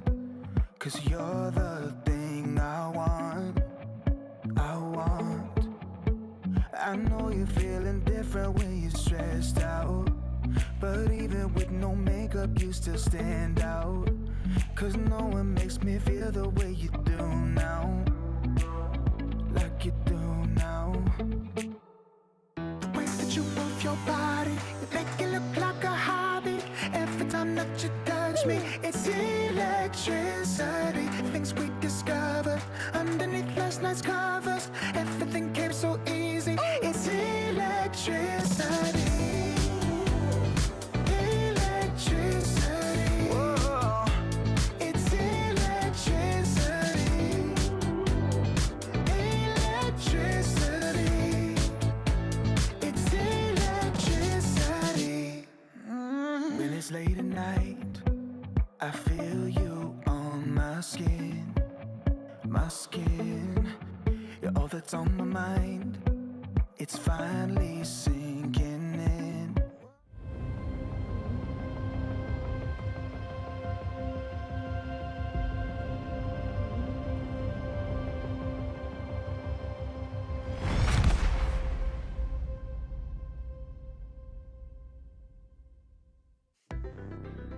Straight into pick and bans here for the third game of the series. And Fnatic rising over on blue side. Let's see if any of this ban strategy is changed up. Kai'Sa will not get changed. That will remain on a blue side ban. Get out Kai'Sa, get out Nocturne, possibly get out Thresh as well. Nordavind are gonna do it themselves. Think about anything else that could potentially be a problem for you. If you don't feel like Pride, play Nah, ban that out as well, because it was a big problem in the hands of Kerberos. I really hope Fnatic Rising's last ban is going to be that Nocturne, and for the side of Nordavind, get out the Tristana for sure. Think about getting out something that's very, very annoying to play again, something like a Seraphine, which they haven't done so far, and Seraphine has gone past both of these drafts. I'm extremely curious to see if any of the two teams will possibly pick it up. Caitlyn Open. So that was the thing I wanted to know, because last time in this, when they played on Fnatic with blue side, Lilia was the first pick coming up from Maxi. Nordavind then decided to ban it in game 2, and now we're in the game 3 draft, where Lilia is the one being targeted away. And what's that going to leave open as a first pick? Do you feel confident first picking this Caitlyn, or are you going to leave it up for Chrisberg? And that's the power pick now coming through. So you can decide to go for, you know, the likes of Mundo, Skarn, or anything else you want to go into that, Udyr, even Karthus again if you'd like to. And then you can get the Caitlyn and really play for that bot lane. I'm just concerned here that if the Caitlyn gets picked up by Chrisberg, Bean is going to pull out something crazy like the Jinx and try to counterpick that. They do have the required front line to play around Jinx, with the Udyr sort of like circling the Jinx and not allowing anyone to get anywhere near. Sharp is going to pull out again his Mundo. Again, he did great individually, but the team wasn't able to play around that specific champion. This is what really concerns me, because you are missing a lot of CC in the front line and hard engage, and they played this exact combo with the Jhin on the back line and Mundo on the front line. This is interesting as well, because Chrisberg picking Jhin here is slightly saying, okay, I'm maybe not that comfortable onto Caitlyn, but Jhin is a decent pick into Caitlyn. So while Caitlyn is open, I'm going to secure the AD carry. I know we'll do decently into that power pick and leave it open for you guys if you want to prioritize it. But that's also telling. So that means in the next game, because there will be more games, there we go. Then the Caitlyn will have less priority, and Jinx will be the champion instead. So both teams kind of showing their cards here. This is wild to see the Jinx just like slapped in straight away. Obviously, we know the scaling potential of Jinx. We know she can kind of take over team fights really quickly. Let's see what the support lock-in is going to be. I would not be surprised to see Rel. Right, lots of disengage for the Caitlyn. Sorry, for the Jinx. You guys got me saying Caitlyn now. Lots of disengage for the Jinx. Plenty of peel for her as well. This is a very bold draft already from Fnatic. I think this is the perfect draft for Fnatic. Max and comfort, something like Udyr. Rux on the Rel, extremely strong, and they're both literally going to be circling the Jinx. Like, who can get through? Yeah, Tats is going to lock in here, or Tats or Kerberos, right? They're going to have the Gragas here to try and reach the Jinx, but I don't think it's going to be that easy, especially when you play from range, when you play with the big rockets. And Mudo is not necessarily a champion that can just run through. That's why when I saw the Udyr, I instantly thought of something like an Olaf that can just sort of run through the Udyr, because it's just going to be extremely annoying for the Mundo to try to make his way towards the Jinx and just constantly get CC'd by the Rel and the Udyr. You just need a way to reach the backline. You need a more reliable way to reach the backline, and possibly maybe lock in something like Leona that can force the Jinx into a cleanse. All right, so what I think here is that we're having the Gragas towards the bot side here, because Alistar usually used to be the pick into the Rel here, but it's kind of telling now that Touch does not feel confident about that matchup since they banned Rel when they were blue side themselves. So I think the body slam there is there for disengage onto the Rel, and then you also have the flash body slam if you want to engage onto an immobile AD carry like the Jinx. And that leaves open for top laners, in my opinion, that you need to start to pinch out. Yes, you can go for the mid laners, but you will have counter pick, or you can just say, all right, we're banning out mid laners, and then we're taking what's left open, because the champion pool is going to be trimmed, as you can see here. Syndra, Asir, Ori, all away from the table now. I think I really want Pride to go Gangplank here. It would create so much room for the Jinx to play around. Mundo cannot walk through it. He's literally a looking straight and walking straight type of champion. It's going to be extremely hard. It's already hard to reach the Jinx. Just make it even harder.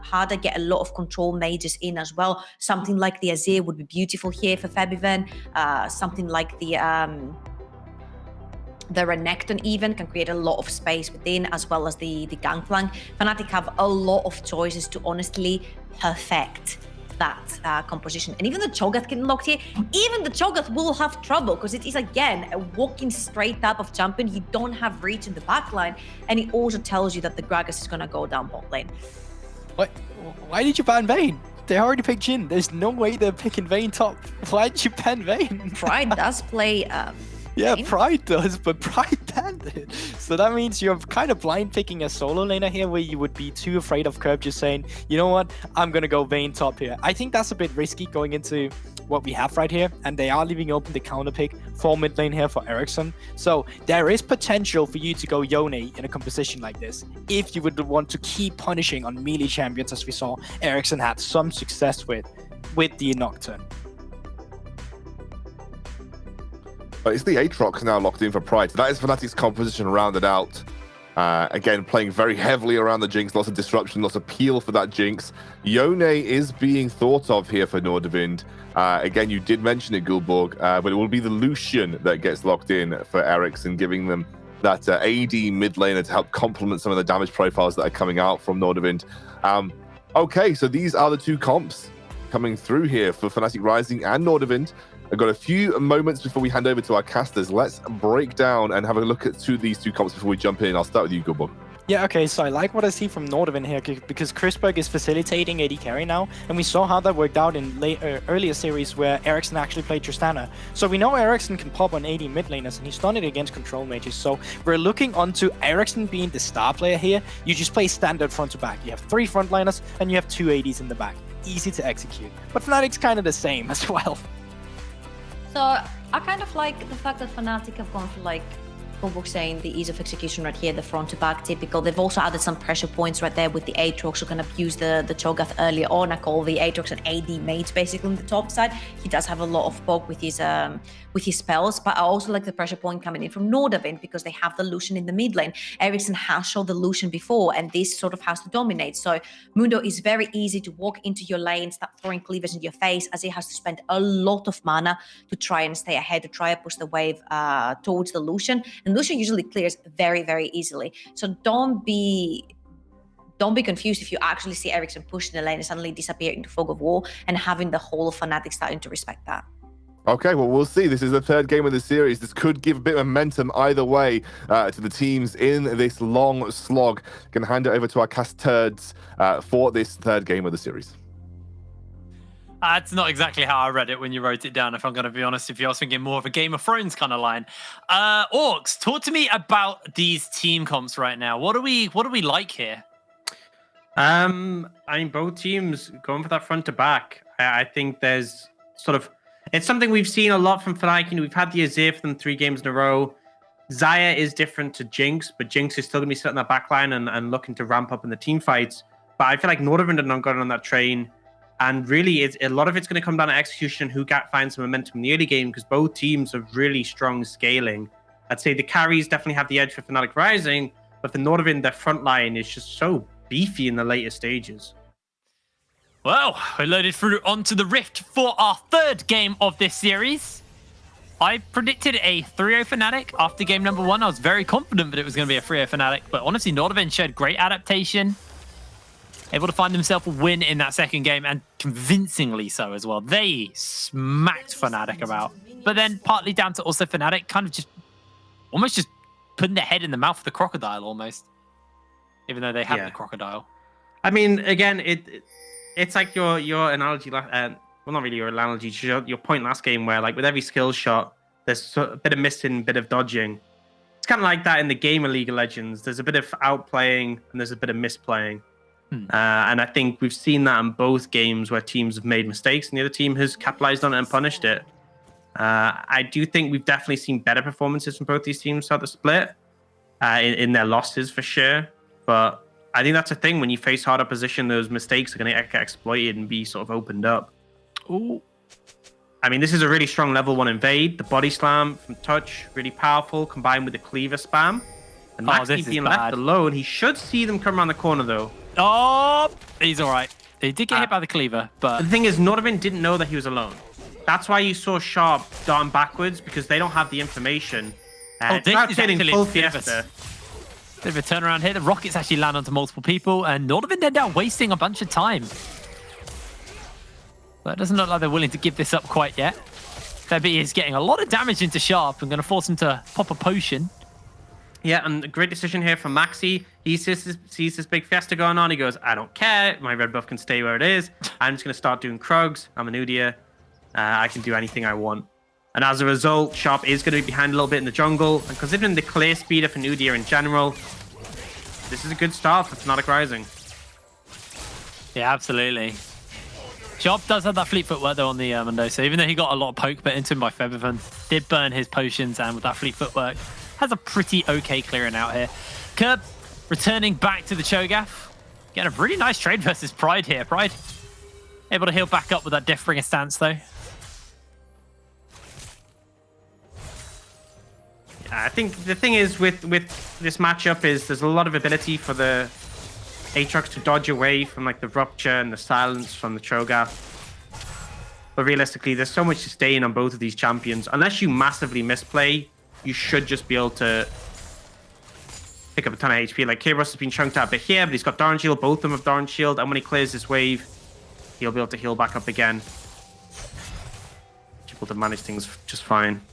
Yeah, he's already back to half health. He was running around with, he was in kill position at one point, and now he's completely... I mean, yeah, he gets like 26 HP per minion kill. It's kind of ridiculous. As long as he's in the CS, which is, you know, we've had a couple of moments that people have been missing them, but for the most part. Looking at you and that cannon. Yeah, for sure. The big thing is, though, priority, a lot of ability to shove from the Aatrox, and that does mean Udyr is able to pick up this topside scroll. And actually, nice movement from Fnatic Rising here. Obviously, late to lane for Crispberg and Touch means they're not going to be able to contest away priority, and Fnatic can secure that bot side skull. So, even more so, securing that advantage for Maxi. You see that Sharp's actually done his full clear with no scuttle. He's now heading back towards bot side. Actually, he hasn't done the Grump yet, so we'll be doing that for the first time. But Maxi's already cleared that scuttle, cleared his full jungle, and could just move down towards his Krugs when they respawn. They're literally about to, they've just spawned as well, and that's level 2 Krugs for him, so maximum XP on those, so we'll continue to pull ahead. It's expected that Udyr is going to be coming out ahead in the jungle, but you know, little things here and there, just giving him the extra advantage, definitely putting things in favor. And like Mundo will scale better than the Udyr, but Udyr can find a lot more momentum if he's able to just have alone time farming. He needs to be a little careful, although Sharp gonna find Maxi here. Able to take away a minion. I don't know if he did he take the big one there? Yeah, I'm pretty sure it did, but it's not as impactful as it used to, because they made the change when they made the little Krugs turn golden, like little golden nuggets. They're worth a lot more, like relatively. It used to be that junglers didn't even bother killing the little ones; they just weren't worth the time. Now they're actually worth quite a lot. So smite away the big one, not as big of a deal as it used to be. Yeah. And considering he walked all the way down, smited that and walked off, it's not like super efficient. But he was kind of in a point where he didn't have anything to do in his jungle, because obviously normally he would have gone through the Scuttle Crab, and there would have been a lot more sort of downtime for his jungle to respawn.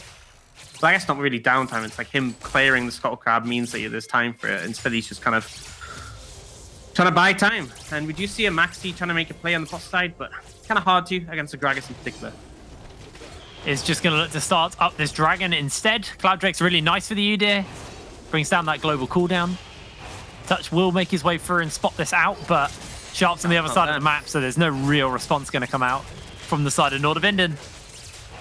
Nice little pickup on an early dragon for Fnatic Rising. So far, in this series, they've actually not been that great at getting the early dragons. Yeah, and it's something that Nordavind, even when they were struggling during the start of the split, it was something they did a lot, was prioritize those early dragons. And it was often their mid game where they really floundered, but it was very much a dragon and objective focused team. So Fnatic kind of derailing that already is definitely a positive. And like I said, both teams, a lot of scaling elements, similar sort of goals in these team fights with regards to front to back. So if one team does come in with a dragon or gold advantage, it's going to mean a lot. Crispberg losing out a couple of minions there, and Touch also missing a couple himself. This has not been a good series for farming, honestly. If you like farming, look away. Just close your eyes. We'll talk you through it. Now, recalls are coming in. Gold is starting to get spent on these first major bases. Beans opted in for the Berserker's Greaves as his first item, while Crispberg's gone for the Noon Quiver. Extra longsword as well for Bean as well, so has got a little bit of extra AD. Maxi did buy the ninjas, or the steel plated, the ninjas. They're ninjas. He bought Ninja Tabby. Plated steel caps, thank you. No, they're Ninja Tabby. You were really struggling with that one. I actually developed a stutter for the in the middle of that. When the base got himself a ruby crystal and a couple of pink wards or control wards. I don't deal well with change orcs. I think it's dawning on me. It's okay, man. We'll get through it. You know, it's only been this way for a whole split. But what are we, like 3 months in now? Yeah. 2020. Oh, it's been longer than that because we have preseason. And Closer. you know, it's not like it's a months. common item that's built every game because they're really broken, you know, or anything. So it's a lot. Okay. That's hold on. Really heavy trade, but Kib again should just be able to sustain up. Has got the feast if he wants to get a bit of extra HP. Has to really be careful actually now. Yeah, I've taken that one. He's still got most of the farm. Yeah. Might have to reset though and TP in. I don't think it's too much of a concern because you're not really prioritizing the dragon anymore, as obviously it's been taken. But it does leave you vulnerability for the next one spawns. For now, I mean, Maxi's ahead in farm, he's ahead in tempo, he's got priority in both mid and top, so he's just going to start this Herald up. Yeah, This and is there's like actually the a slight false difference. sense of security for Sharp, which Maxi spotted there. The sweeper came down, so Maxi saw that Sharp had checked it wasn't actually happening. So now Sharp thinks he doesn't have to worry about this Rift Herald, but actually Rift Herald's been taken. So I think a bit like that last one, you miss some skill shots, you land some, with some you dodge some. This was more Maxi in the right time at the right place and making the most of that. That's the Rift Herald picked up for Fnatic. Yeah, I think realistically though, there wasn't much they could have done anyway. Mid, behind in priority, top behind in priority. It's just kind of like a doom scenario with regards to contesting that one. And this is kind of the issue here is that, you know, we have Febiven and Bean farming up pretty fine, but Maxi able to find the momentum in the jungle, and that edge is going to make a big difference when it comes to the late game for these compositions.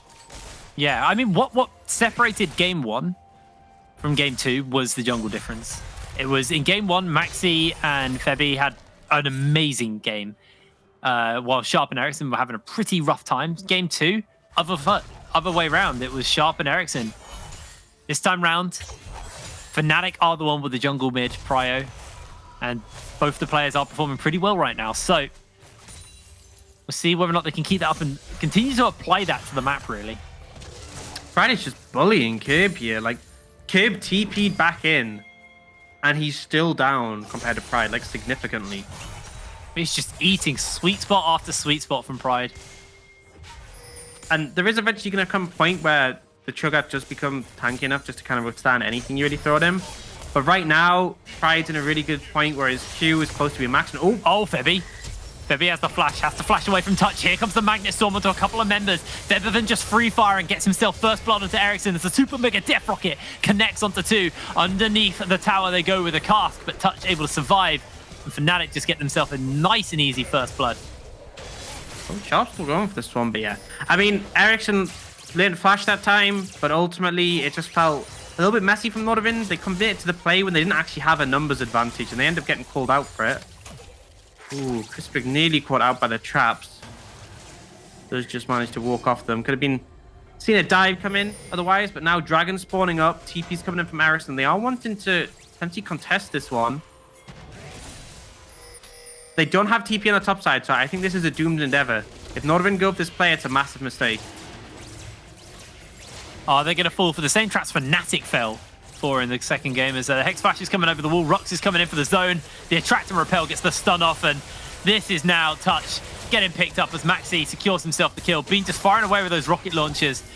Health bars are pretty low as the Culling's going to come out. Febby's going to have to block some of this as Maxi's very, very low HP. There is a Curtain Call available to Crispberg.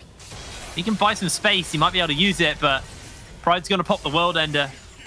Look to make his way over as Sand Soldier's doing a lot of damage. Sharp's flashed onto. The Infernal Chains will pull him back into Febiven's waiting arms. I mean, I don't know why. I don't know why they're going for that plate, Crispberg. Oh no, Crispberg. Oh no, Crispberg. Pride is just destroying him there. Yeah, I mean, this is very reminiscent of game 1, where Nordavind are just making these very basic mistakes.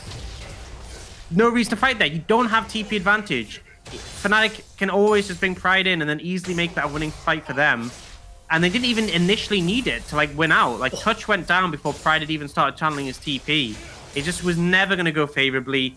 Nordavind, for some reason, decided to commit anyway. They end up losing out pretty substantially. We do see Kerberos get a couple of plates on the top side, but you know, you're trading those plates for 2 kills on the other side of the map, which is just, and I mean, it's like you watch this initial play, and Fnatic don't even call for the TP. They don't even need it yet. They just kill Touch pretty much for free. The Dragon is doing a fair bit of damage, which does force them to back away, but the TP is now being channeled. Nordavind are trying to commit, but it's like Fnatic feel comfortable knowing that Pride's coming in, and then he uses his flash to secure this kill on the Sharp here. And at this point, 2-0, and you're getting the Dragon, and then on top of this, Crispig just a bit disrespectful, ends up burning his flash in the back. This fortunately doesn't go down. But seeing a bit more fighting here. Yeah, Pride and Curve actually going toe-to-toe, but it actually looks like Pride was the one having a pretty rough one there. They are going to get 4 plates in the top side. Meanwhile, Sharp's just going to get taken out as Bean gets excited. Looks like Fnatic are just going to step away from this one. A Cask actually repositions. Touch gets the belly bop. Deadly Flourish only lands onto Maxi, who was a bit too tanky to be able to get picked up there.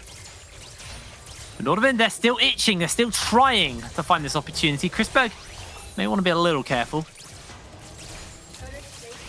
Nordavind just struggling to find a way in. I mean, at this point, Mundo just isn't that tanky. They can just take him down. They have enough CC to force tools like the Rel and the Udi are really powerful in these skirmishes. And that's the thing, you know, having the stronger early jungler means you can accelerate the game, and then the gold ends, as you can see here, the gold ends up getting funneled on the Bean, and then you have a strong Jinx for the later stages. Yeah, Rux, that's why you stole that gold. Yeah, that was, you know, 600 gold going onto Bean. Instead, you take 300 of it. That's a fast report for me if I've ever seen one. No, he's an AD carry. All they do is right-click. We can see the gold, actually. Thank you very much, Observer. Toggling that between our 2 players. There's 1,100 gold lead for Bean over Crispig. Mid lane also up. Jungle up. Top lane up only a small amount, but Pride's still up in pressure. Might not necessarily be the gold. And thanks to Rux being able to take some plates for himself, also up in gold over Touch. So I think it's big gold lead for Fnatic across the board. Kerberos is getting really tanky, but he's just going to become a punching bag for Febiven and Bean in the later stages. He is a target dummy. He's just going to be buffing the damage dealt stat at the end of the game.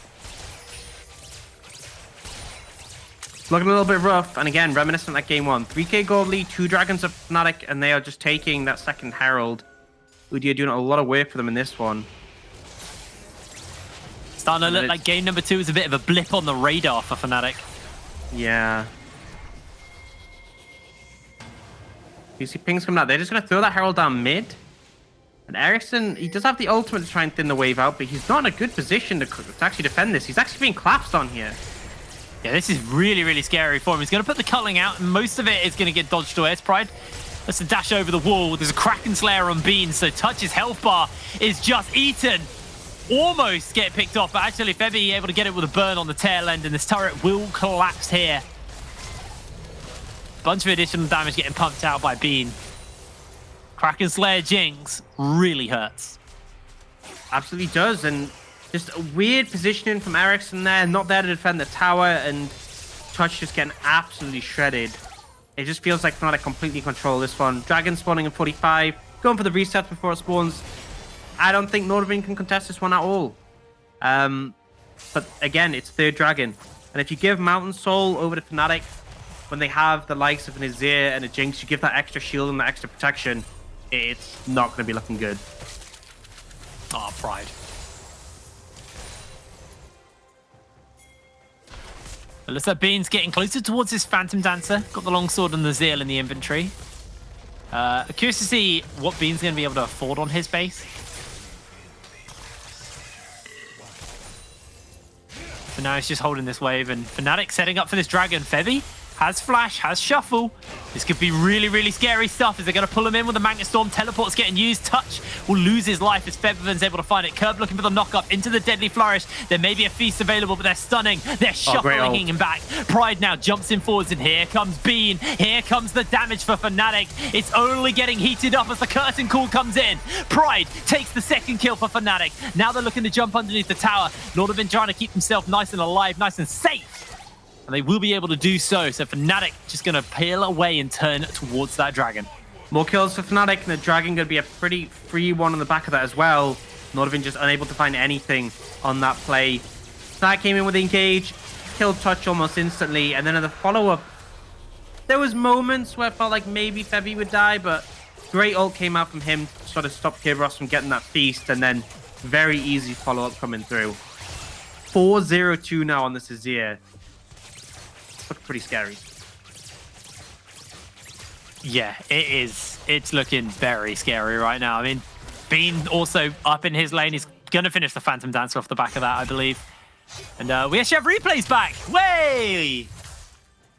Yeah, I mean, I think Touch just goes down almost instantly. He doesn't have the ult available, so can't do much more. And then Kerb nearly finds Febby there, but a great stun comes in. Then the knockback as soon as he flashes, and now it's just Ericsson here oversteps looking for the play. You have to respect, it's not just the Udyr, but the Aatrox as well. And then when he's down, it's basically as good as done. Crispig doesn't even have mana to really do anything on the back of this.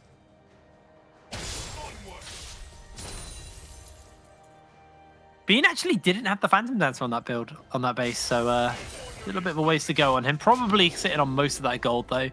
Yeah, he's pretty much there now. Febby building towards his Nash's Tooth as his next item.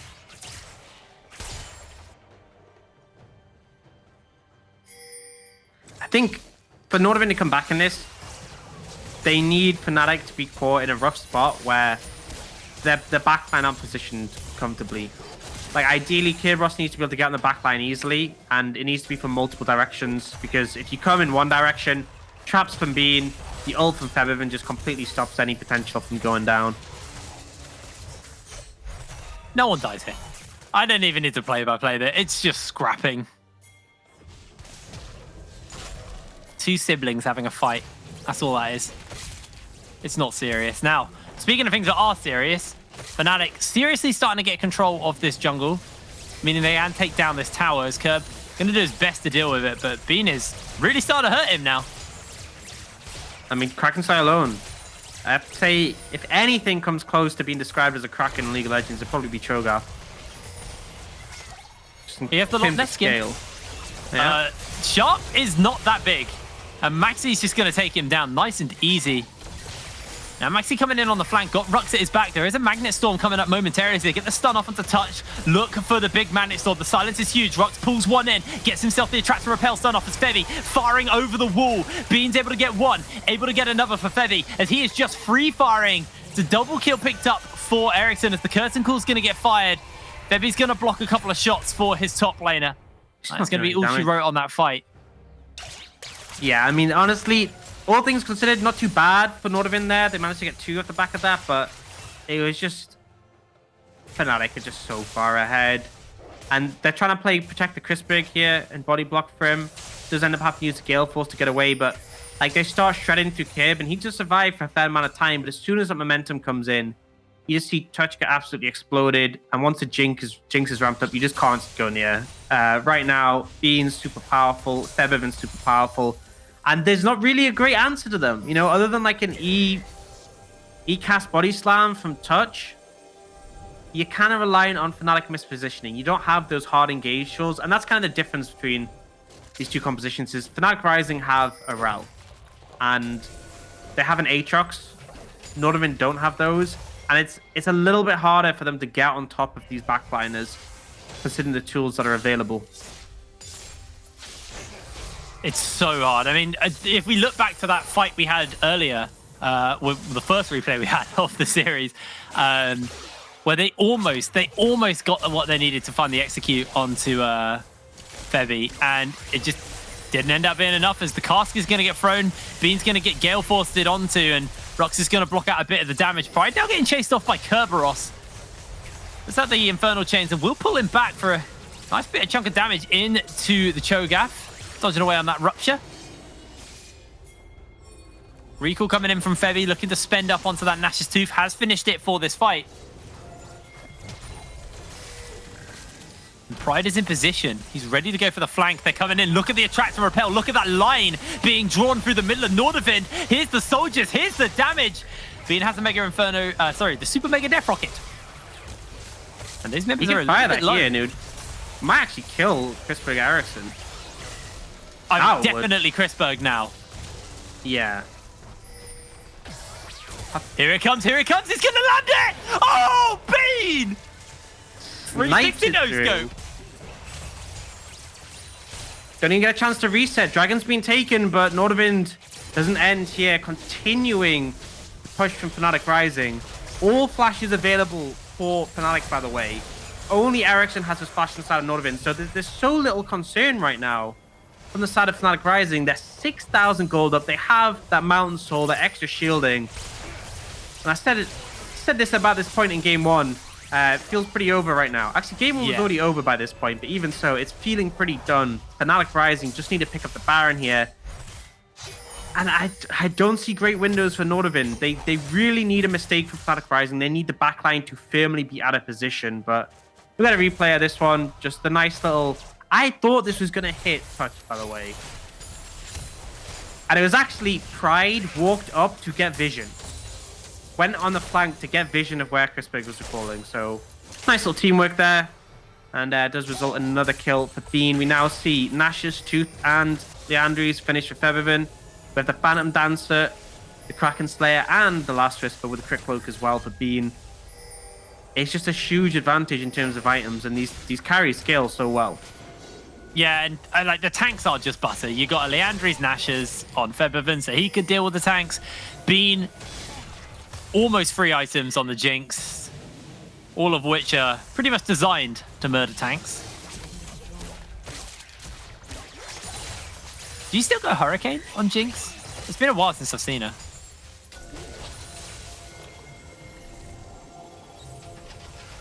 It has been. But it's kind of been a resurgence, like a decent amount. Yeah. Oh, Magnus coming in. Yeah, they're looking for the fight. They're going to try and see if Curb can do what he can to Bean, but Bean is just untouched and Pride is onto the flank. This is Nordavind getting annihilated, getting wiped. Ericsson's going to go down. Bean is untouched. The Sharp is taken out by Pride. It's a double kill for him. And Kerberos cut down by Featherman. Fnatic lose 2, but take out 5. I will completely say, though, that was a goal difference fight. There were some messy moments there. Featherman caught in the middle. But it just took so long to kill him, and Bean doing so much damage on the back end. Not the cleanest in terms of execution, but it didn't matter for Fnatic Rising. Bean is so strong, he's able to clean up, and again, was untouched in that one. Is Pride being a real homie here? He's leashing the red buff towards Bean, so Bean can zap. Yeah, wow. There you go. I mean, you can see the replay. So, initially, the engage... The problem is there is an instant follow-up here, and actually we see Rux get kind of chunked out pretty heavily while Kerberos is soaking damage, and then Featherman goes in here, gets CC'd, finally gets the knockback here, but gets chunked out. And, you know, maybe in another situation where there's a bit more damage on Nordavind, we could have seen Featherman deleted when he got stunned, and then we could have seen the turnaround come in. But, you know, the extra Mountain Shield, the fact that he has just that much more gold in his pocket compared to his opponents. There just isn't that much damage in Nordavind, as if they were equal gold. It made a difference there. Maybe Fnatic still would have won that fight if they were even, but I definitely think it would have gone a lot closer to Nordavind. And ultimately now we have the... Oh, I think my point might be completely redundant here, as they're teleporting in more members as well. They're trying to get everything to make sure Febby goes down. They're CCing and dealing with him as much as possible. The curtain has been called and Featherman nowhere to go. Ericsson takes him down. Meanwhile, Sharp will lose his life, and Fnatic with the Baron in the middle lane will look to try and take this turret down. My point I was about to make was Fnatic actually didn't kill the Baron until Featherman respawned, so he had it. It's pointless. It's genuinely pointless now. Thanks, Febby. In fairness, I like that trade. I think killing Featherman for Sharp actually makes Fnatic potentially a tentative spot. If they can find an engage on a Bean and kill him, they can win a team fight. It's a big if. It's a humongous if. It's a massive if. It's better than the situation was before. Yes, and oh my lord, touch! That was just one auto and a zap. Loses a third of his health, and Pride is just being a complete nuisance. As Bean is just getting a free fire off of the rockets consistently. Beats up and has TP. So that little window kind of eliminated now. Oh, curb. Here comes the Super Mega Death Rocket. Bean finds himself one. He's excited. He's chasing. He's got the double. He's looking for a little bit more. Gonna find himself the triple to find this one out. As Rox actually takes down that kill. So it's just a double for Bean. But only the jungle standing right now for Nordavind, and Fnatic taking down their second inhibitor. These games have been explosive. They have been high-paced. They have been high-action. This is the kind of League of Legends I love. 27 minutes on the clock. And Fnatic Rising are one away from booking a spot to the European Masters and one away from looking for their revenge versus BTXL. Whichever team gets momentum in the early game just seems to swing it in this series, and Fnatic came out strong here. Maxi delivering huge with the early pressure, and I felt like Nordavind was just never really in this one. Like to a pretty big degree, the Mundo fell completely flat there in comparison to the Udyr, and it felt like the bigger agency in the early game was a critical thing. I think there were, we saw the Cho'Gath start to get tanky and tanky as the game went out, but on the other side, it was, the likes of a Jinx and Azir getting more and more fed. And it kind of begs the question, are they going to keep letting Febiven get this Azir? Maybe that isn't necessarily the issue because they did win a game against it, but it does cause problems because if you do fall behind, the game is just over. And they have now one last game, potentially. They lose this next one, they are out. Fnatic are going to EU Masters and the Grand Finals. And I think you have to ask yourself, can we play another game against Azir? Can we chance it that if we mess up the early game, the game is over? Or maybe they just have to commit hard on that early game and just guarantee victory. Yeah, honestly, it feels like we haven't actually had a game between these two teams yet. It's both of these games, all three of these games, sorry, have been very one-sided affairs where one team just walks over the other. So I'm hoping the next game, Nordavind or Fnatic, whoever's kind of on the back foot actually challenges and gives us a tight game, because so far it has just been stomp after stomp. Now, we're going to throw to a break, and when we're back, we'll be back with the analyst desk to talk and ramble and narrow a little bit more about that game. See you in a moment.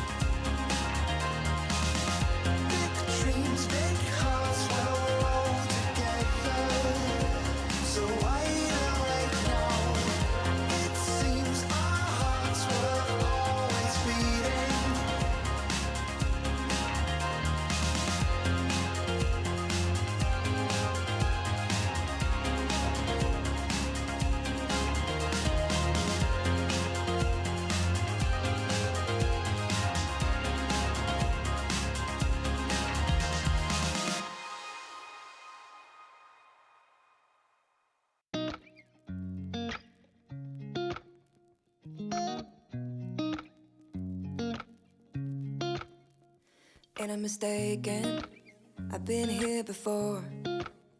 All my body is aching, shaking to the core. Wherever you go is a heaven.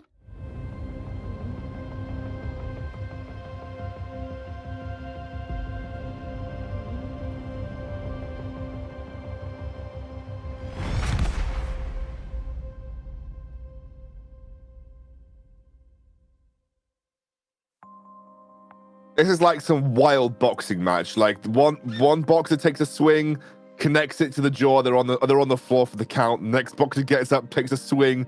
Yeah, we are getting 20-minute games basically either side. I know it's kind of 30 minutes for Nordavind's win, but all games have looked in control from the get-go from the team that kind of came in winning.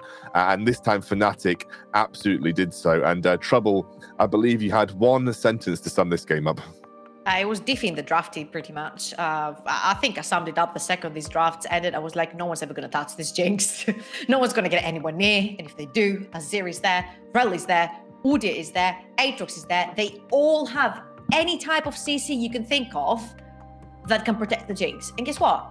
Bean didn't die a single time. Bean wasn't even threatened to die this entire fight. And Gulbok, if you hit me with that we're scaling shit, I'm gonna lose it. I'm telling you right now. This is exactly where we want him, all right? He didn't die a single time. You know how confident he's feeling right now? He's gonna be like, oh wow, I could do everything. No, this is where we strike him. When he's feeling so confident going deathless, and then we pop the Yone, we get the Nocturne back somehow, we get the cards, we go for backline engage, and Bean, he just doesn't get to play the game. It's a boxing match, as the Scoundrel said. We're exchanging blows, but what we're doing at the same time, we're learning about our opponent. We know what they're going to be doing. So going into this next draft, we're absolutely going to take it, and we're going to fix those mistakes. What have they learned? We're going to punish. What have you learned then, Gulbog? What have you learned if you're Nordavind going into the next draft? Look at his face. Oh wait, I'm going to save him. Drawing board. Let's go. Let's break down the play from that game. Oh, it's not ready. Don't worry. Actually, just kidding. Just kidding, Gulbog. I'm going to put you back on the spot. What have you learned? Yep. Go on. Gulbog, what have you learned from this game? Well, we want Sharp on something he can contest the clear on, for sure. We don't want that Mundo again. And then we obviously want Chrisberg on something that's, if it's facilitating, then it's facilitating for someone who can dive into the back line as well. So someone who's not only going to threat the front line, but also the carries from the side of Fnatic. If we do not threat the carries, then it's because we have an AD carry where we can outperform the front to back. So we're just trying these different options. It's been 3 games so far, and 3 very different drafts coming in from the side of Nordavind, and from those 3 drafts we've learned what we can do and what we can't, and that's what we're going to go into towards the 4th game, fix those issues, and absolutely dumpster. We out here, the Scandinavian representatives, we got this. Honestly, all I need is one more win for Fnatic, and then I have 100% predictions that no other on this broadcast actually put down, so I'm really happy with it. And you know what? That's the reason for that. No. Gulbog, get out of here. You know what? I'm just going to explain to you right now why that was a huge draft day. Roll the clip. Just roll the clip, please. Okay, fine. We're going in. Yeah, we are actually going in. Okay, perfect. I'm going to choose my orange because that's my color. Cool. So you see right here, the setup for Baron is starting. You've got Vision over here. Wait, hold on. I'll do it. This is super key vision. Because of this boulder right here, you can't have complete access on this choke point. Now you would say this poor little guy right here has no mobility, so he can't play in this choke point with a Cho'Gath, a Mundo, a Jhin, and a Gragas. It's absolutely impossible, but is it? So if you continue playing the clip, they're setting up. Good for Nordavind. They're pushing in the midway because they wanted to push so they can get some control over in the jungle. And suddenly right here, they're all bunched up on this choke point. Remember, where Jinx cannot step a single foot on. And look at what Rux does.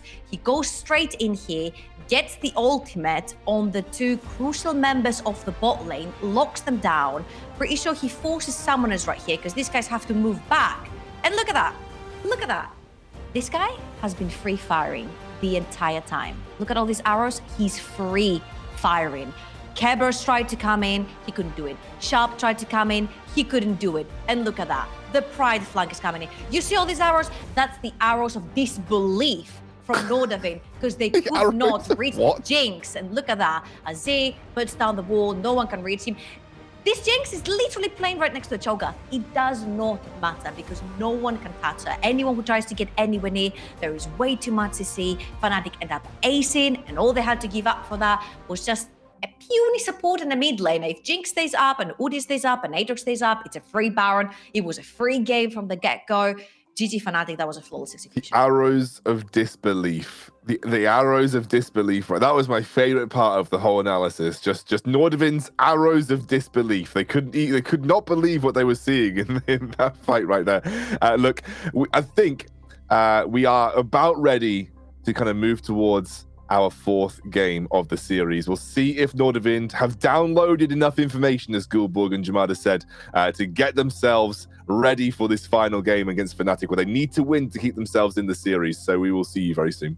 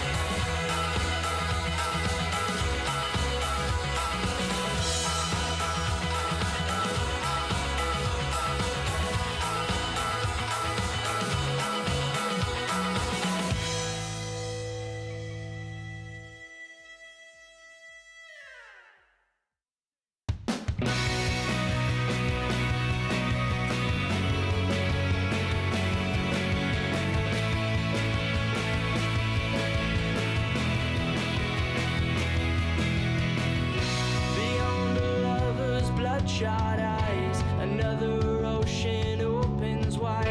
Our love is sick but still alive. Then all our hearts would radiate and melt the sadness we create. Only then could we survive. Let's turn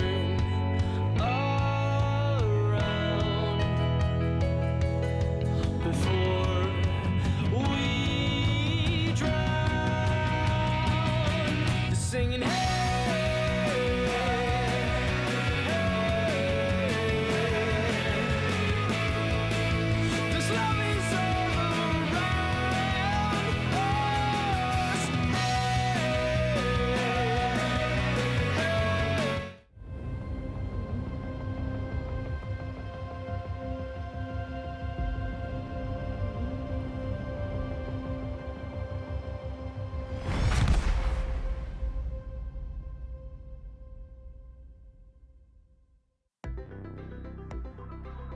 We're into pick and bans here. 4th game of the series. Nordavind chose blue side, and I believe is it 100% blue side win rate in the series so far? 100% blue side win rate in the series so far here between these two teams. Rel banned immediately by Nordavind. That means we're going into game 5 already, without seeing the draft.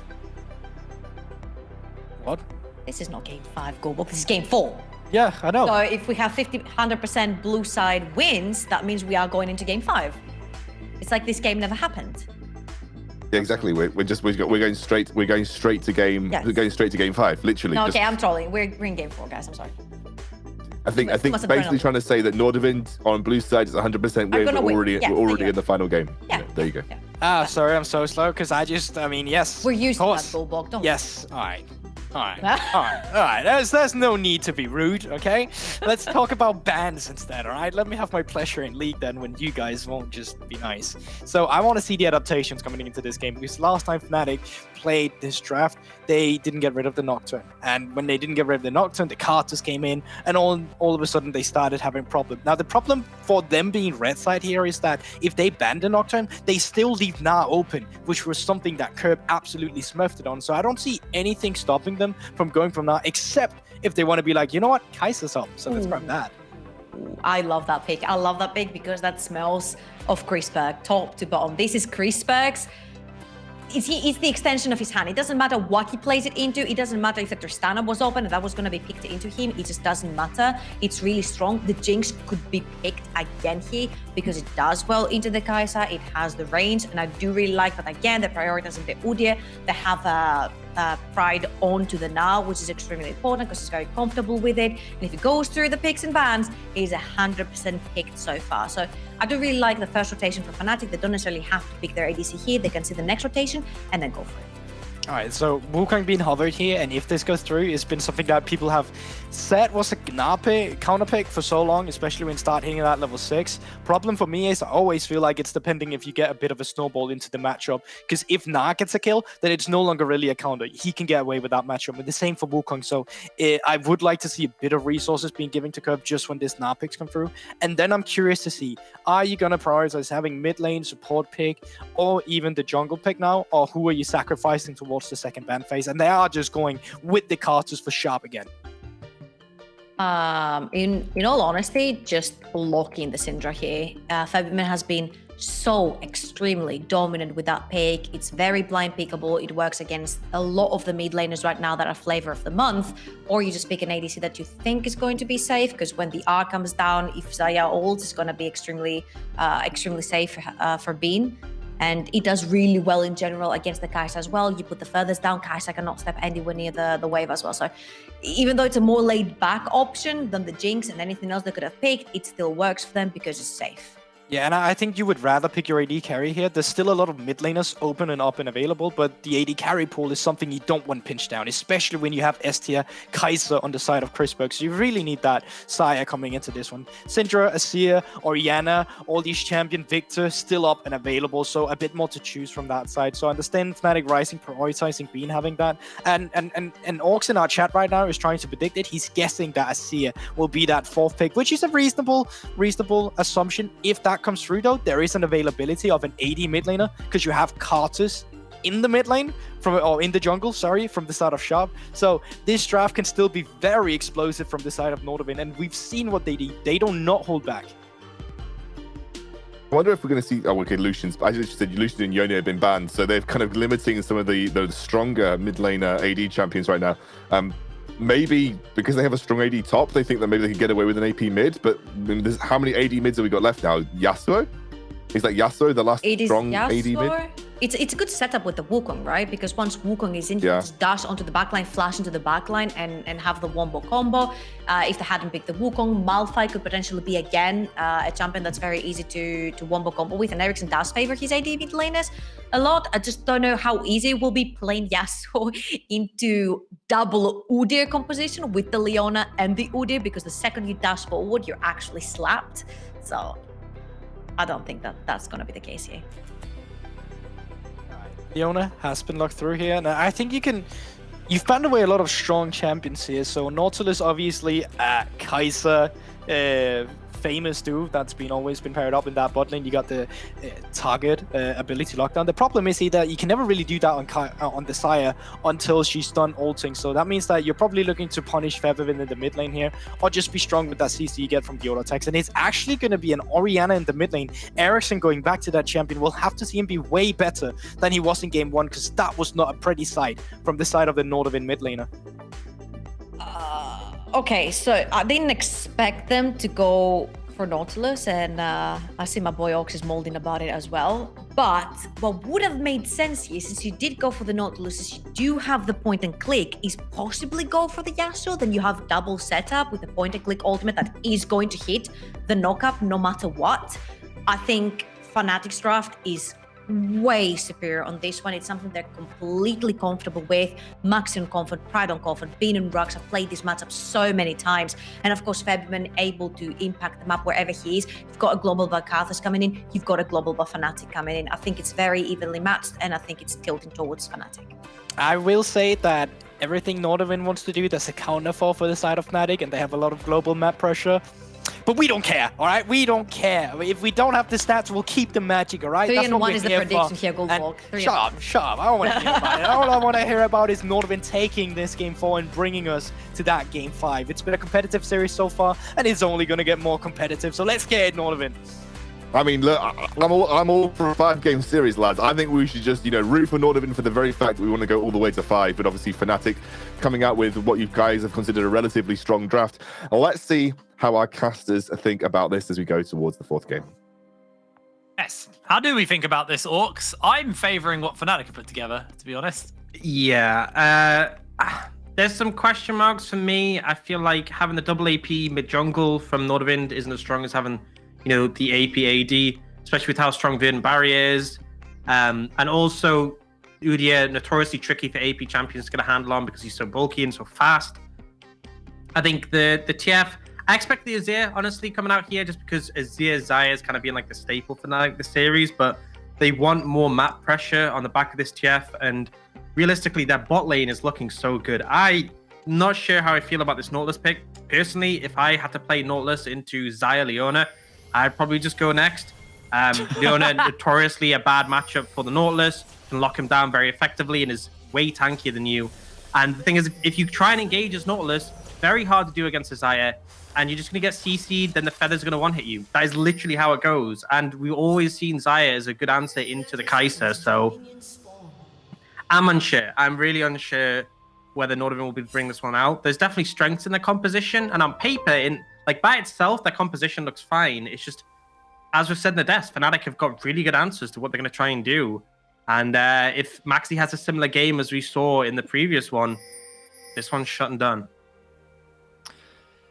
These games in this series have been so high tempo, so many kills. I think the kills have actually outweighed the minutes in our games so far. I'd have to get double check on that, but I'm pretty sure that's the case. They've been explosive. They've been really, really fun to watch. And now for Nordavind, it's time to buckle down, because if you don't win this, that is it. That is your time here done at the NLC. You will take 3rd place and you'll go home there. Which the is winner, the winner of this series, and if Fnatic win this game, they make it to the European Masters. Yeah, and in fairness to Nordavind, even making it this far is a huge achievement. Yeah, considering at one point they were one loss away from being in relegations, and they're now guaranteed at least 3rd, and still in the competition for 2nd. And they took a game of Fnatic, which isn't an easy feat for a lot of teams. So, and if you actually think back to the split, they're also the only team who took a game of XL. So they've taken a map of both academy teams, 3rd in the league. It's a massive achievement, but you're always going to finish this series, and if you lose, you'll think, damn, what if? This is definitely a bit of an uphill battle. Right? This will be the first time, though, if Fnatic win this game, it will be the first time since the formation of the NLC that both BTXL and Fnatic have represented us at the European Masters. Obviously, XL not making it last time. Instead, it was Riddle. Yeah, XL's been a bit of hit or miss with the EU Masters, sort of just showing up to it at all.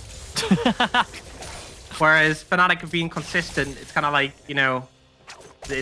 you'll get a XL one split, and then the next split it's someone else, and then goes back and forth a little bit. Obviously, pretty big for them to lock it in. And XL a like lot of onus on this game to see who follows them. XL like a disobedient school child, not even showing up to school. As far as European Masters goes, it's Ericsson and Febby just having a bit of a farm fest, bit of trading of those mana flow stacks whenever possible. Febby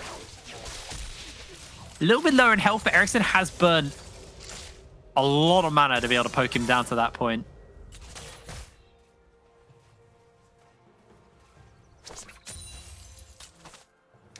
It's going to be a fairly passive lane, I feel, in the bot lane. I think Leona has a little bit more liberty to engage, but I don't think you're going to chance it, especially with the wave currently the position it is. But Nola's just very risky to go for an engage unless Fnatic really mess up. And okay. Yeah.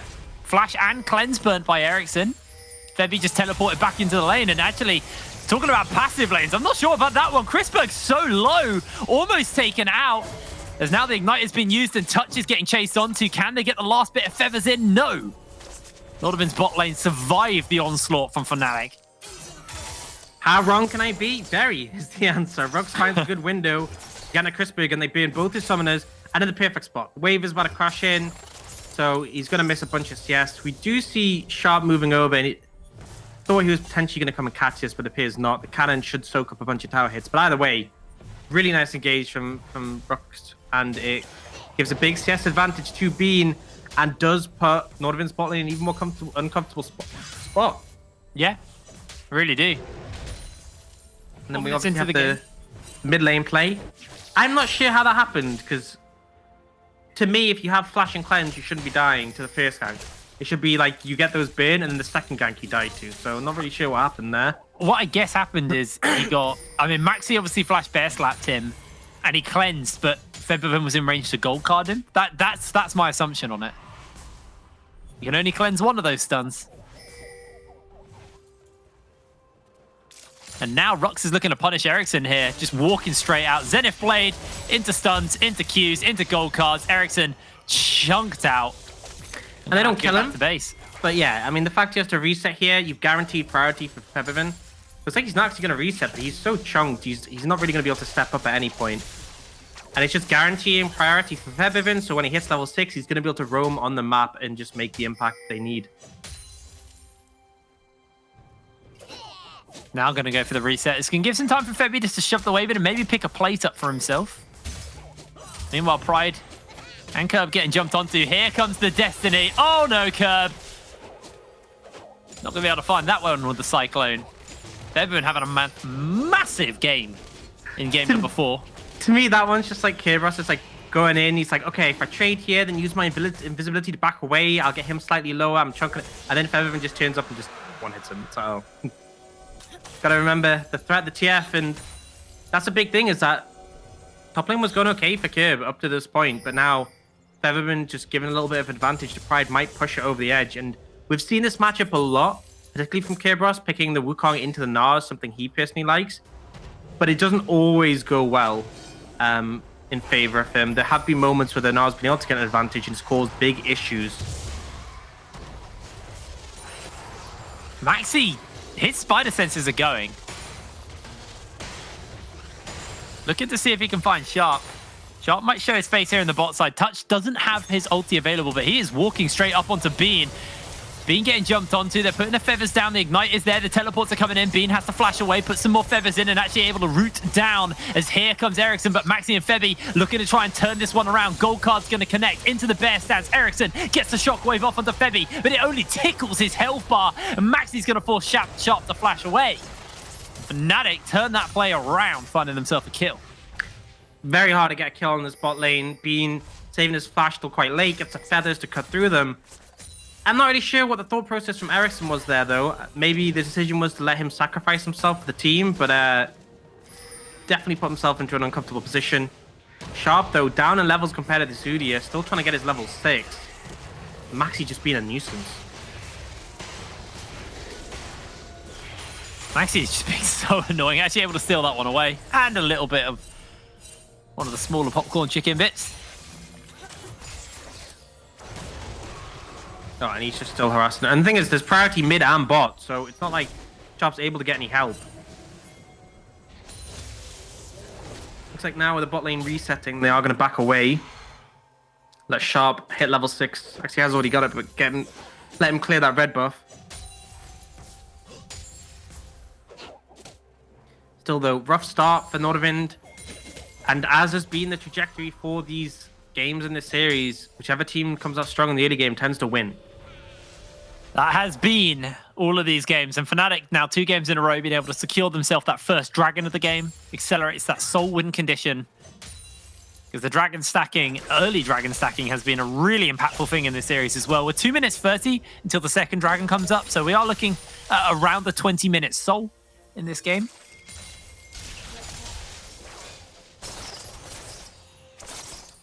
Fnatic are already lane swapped over though. Dragon's not up for a while. The Rift Herald is up. They're just going to shove a massive wave into this tower, and Bean just going to collect in on some plate gold.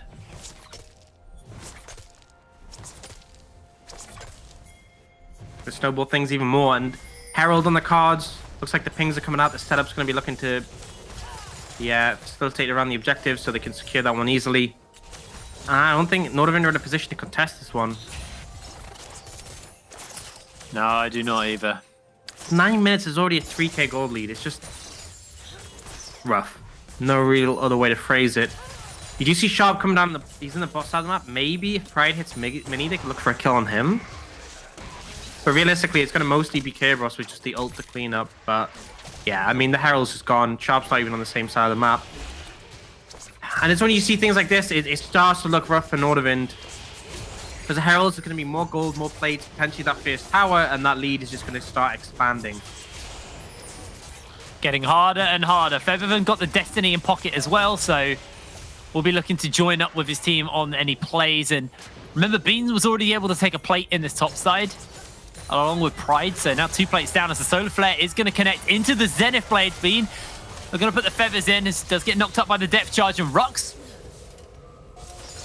being a bit of a charity worker here for Nordavind, making this game maybe a little bit too tilted towards Fnatic Rising. Yeah, that's very much Leona syndrome, where you feel like you're invincible and you tank several tower hits and you realize you're not.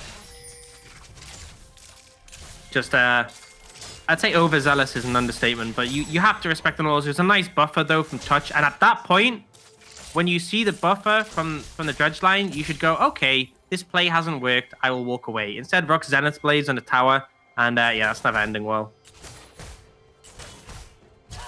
Fnatic first, though, on the swap back.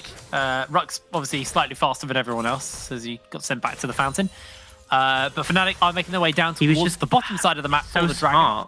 It's the fast reset. Yeah, that's what it was. It was they still got a bit of poke and a bit of pressure, but he got back to base quicker. Yeah. Honestly, Orcs, sometimes I actually question whether or not you really understand this game or not. True, true. Although I was a specialist in the fast reset I was playing. Something I've seen that you've mastered as well, Jake. It's not even a fast reset. It's just a bad reset for me. That's all it is. Poor timing.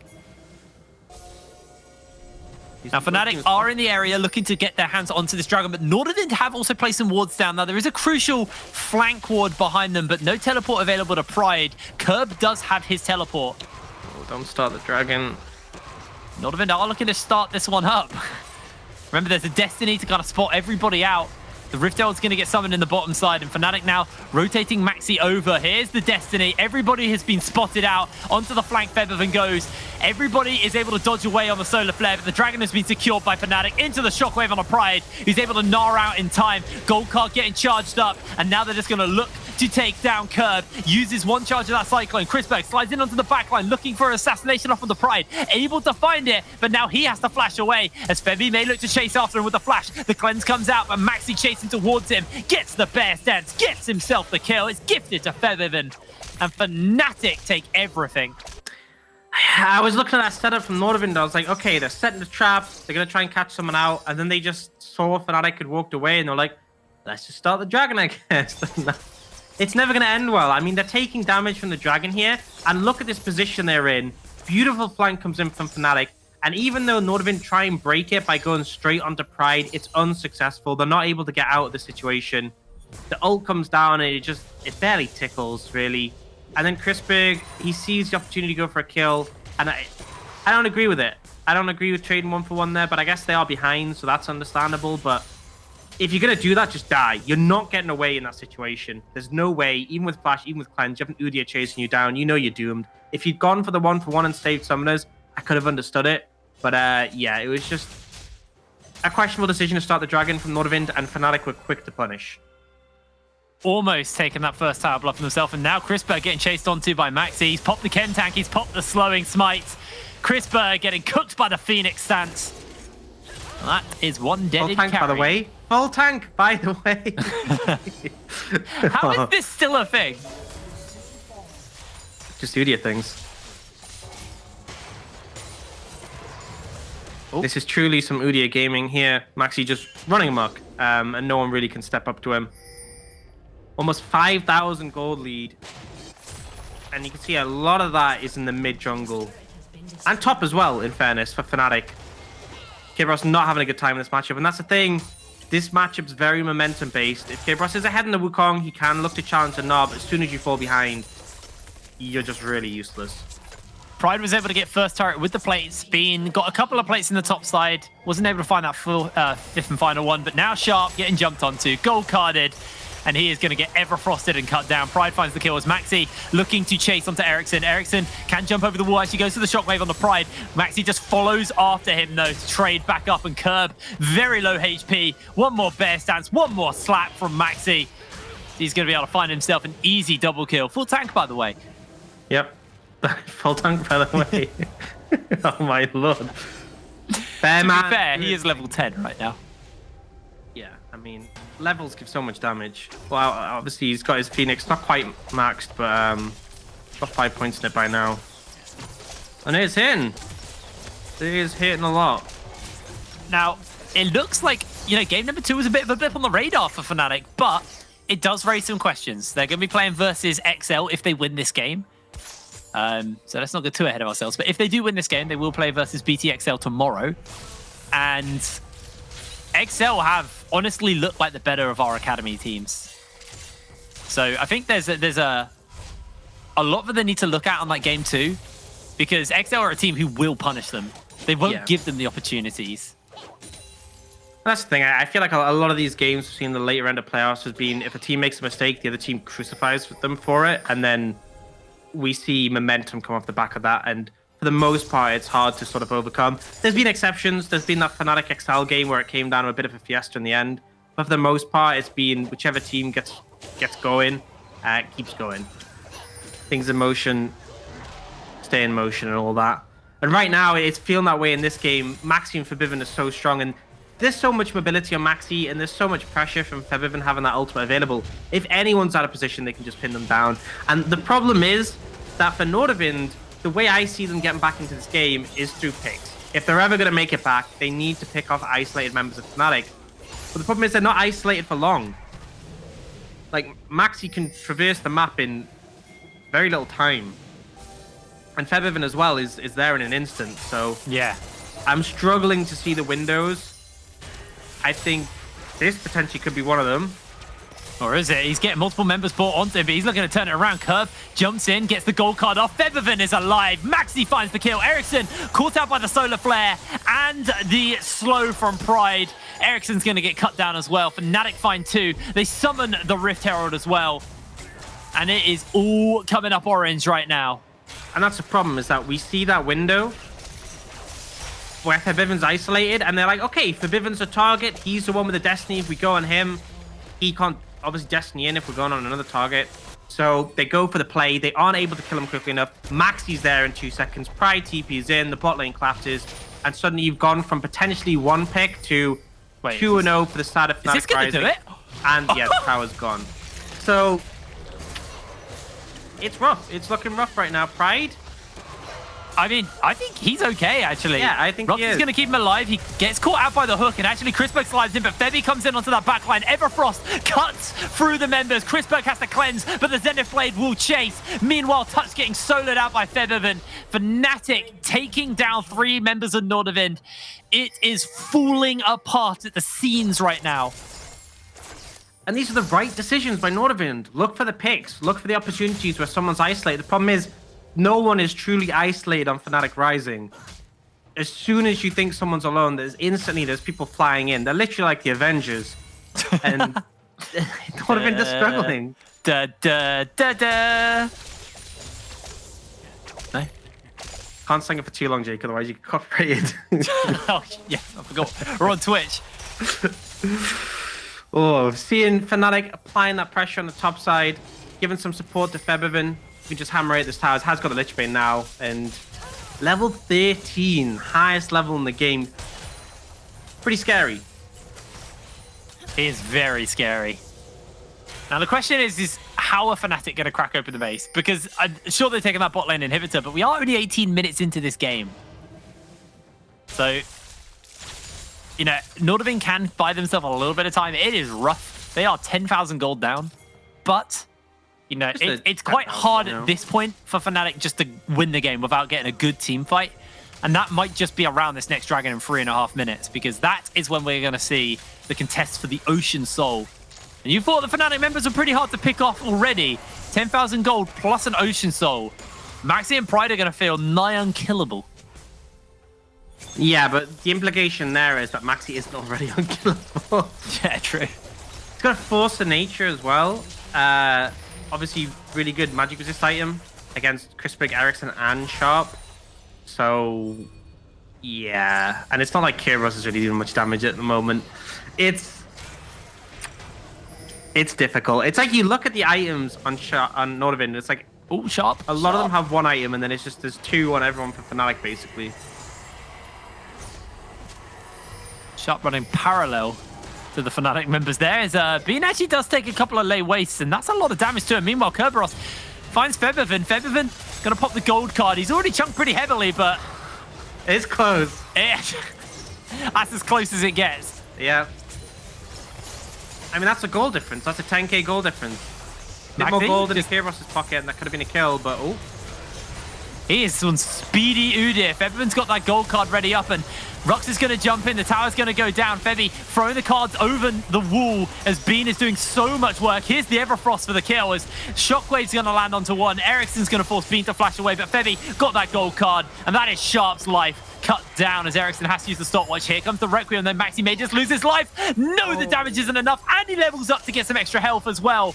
Here comes the teleport, though. Fnatic maybe in for a little bit of hurt here as Rux is going to look for the stun on to He wants a too low HP. Just bolts past the pair of them and is running towards Pride. This fight is absolute chaos. Bean almost taken down, almost dead, but no! He's going to be able to survive this one. And here comes Maxi. Ericsson has to cleanse. Maxi has to run. The boulder toss lands. The hook connects, and Touch gets the shutdown. What a mess that fight was, honestly. And that is the perfect example of a goal difference fight. That is a scenario where one team is 10k gold ahead, and it is so close. If they were equal in gold, Nordavind sweep that one. And it's just an overcommit from Fnatic Rising. They're diving under the tower when there's a Karthus there, which is not an ideal situation. Crispig managed to survive for such a long time, and then it's just playing through the Karthus. He's just constantly putting this damage down. The Shockwave connects, and then this ult at the end, really good from Sharp. And I think Nordavind played this fight as well as they could, but they are 10,000 gold down. And this is as close as you can get when you're 10,000 gold down. Like, there's a bit more damage on any of them, and they probably would have got that. Particularly Sharp. If Sharp was more fair, like when we saw in the previous Karthus game when he had that Rabadons, this was the fight over. And it's just unfortunate to see Kerberos trying to go in here, trying to find that execute on a Bean, but just unable to land the damage. Rux is coming in on a flank. Doesn't really have his team with him.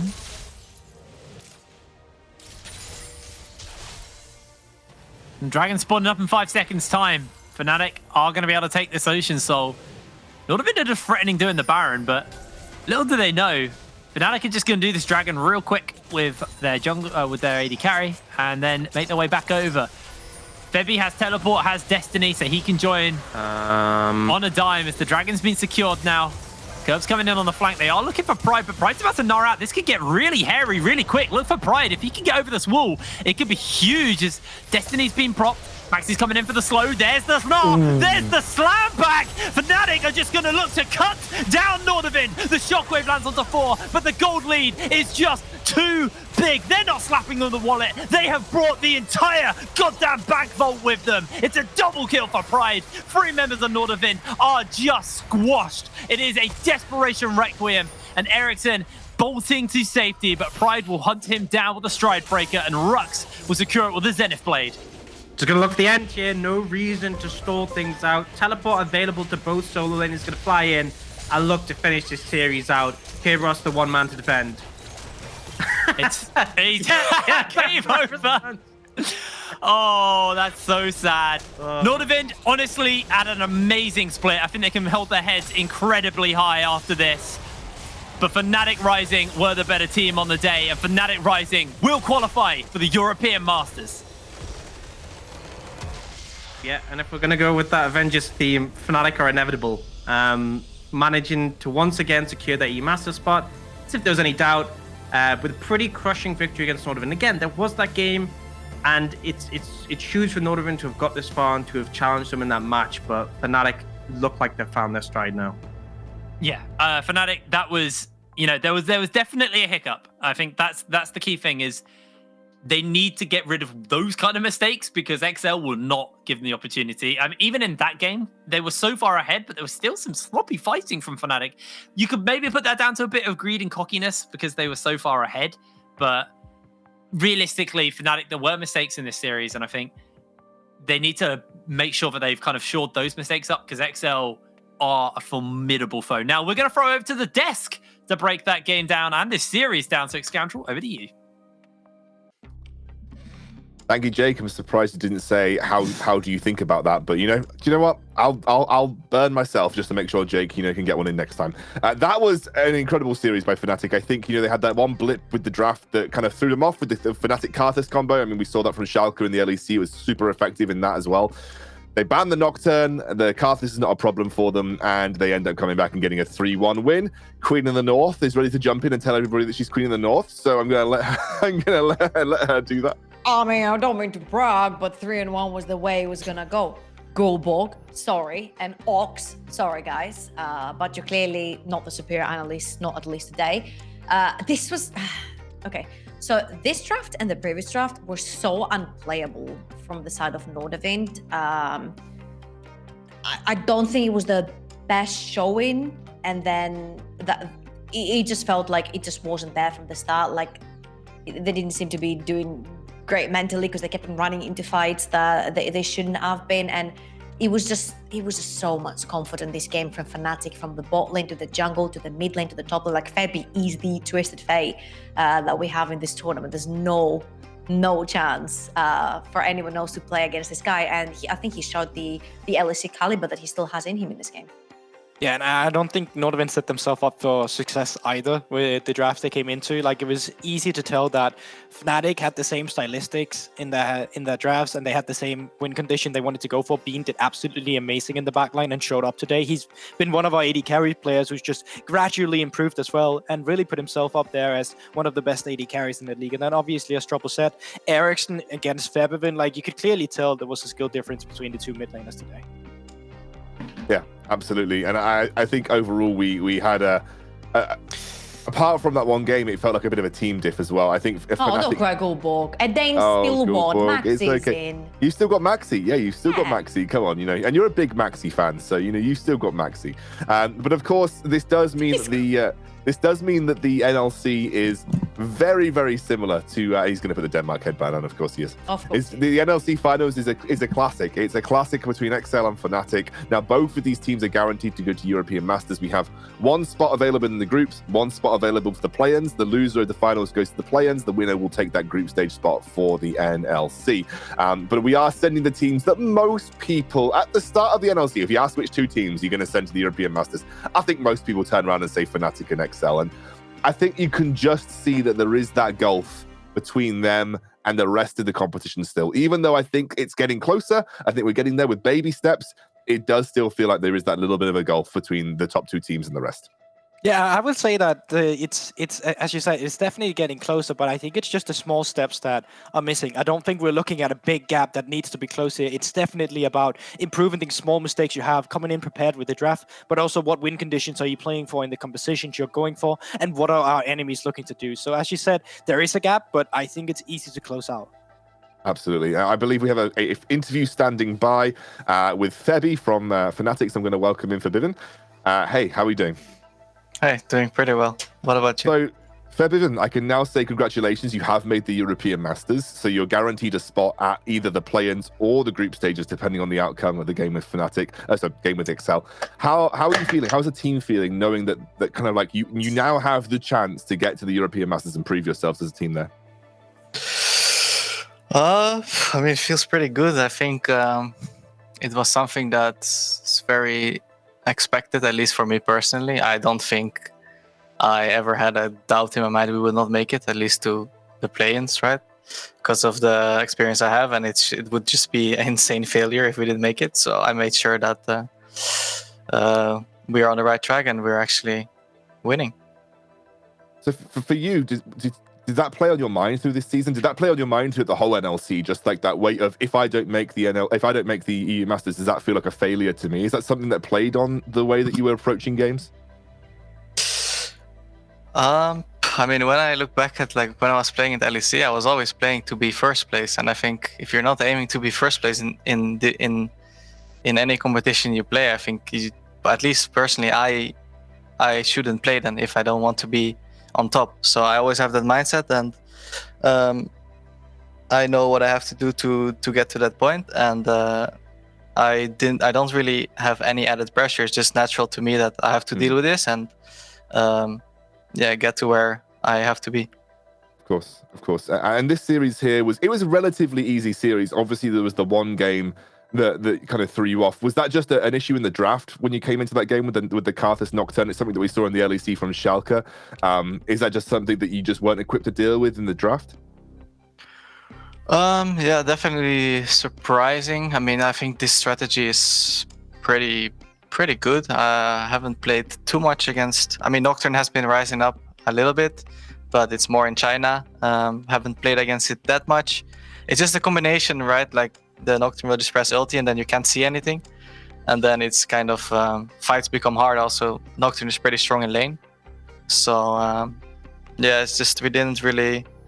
I guess we could have reacted better with our draft as well, but we just played poorly and drafted poorly against it. But it was fine.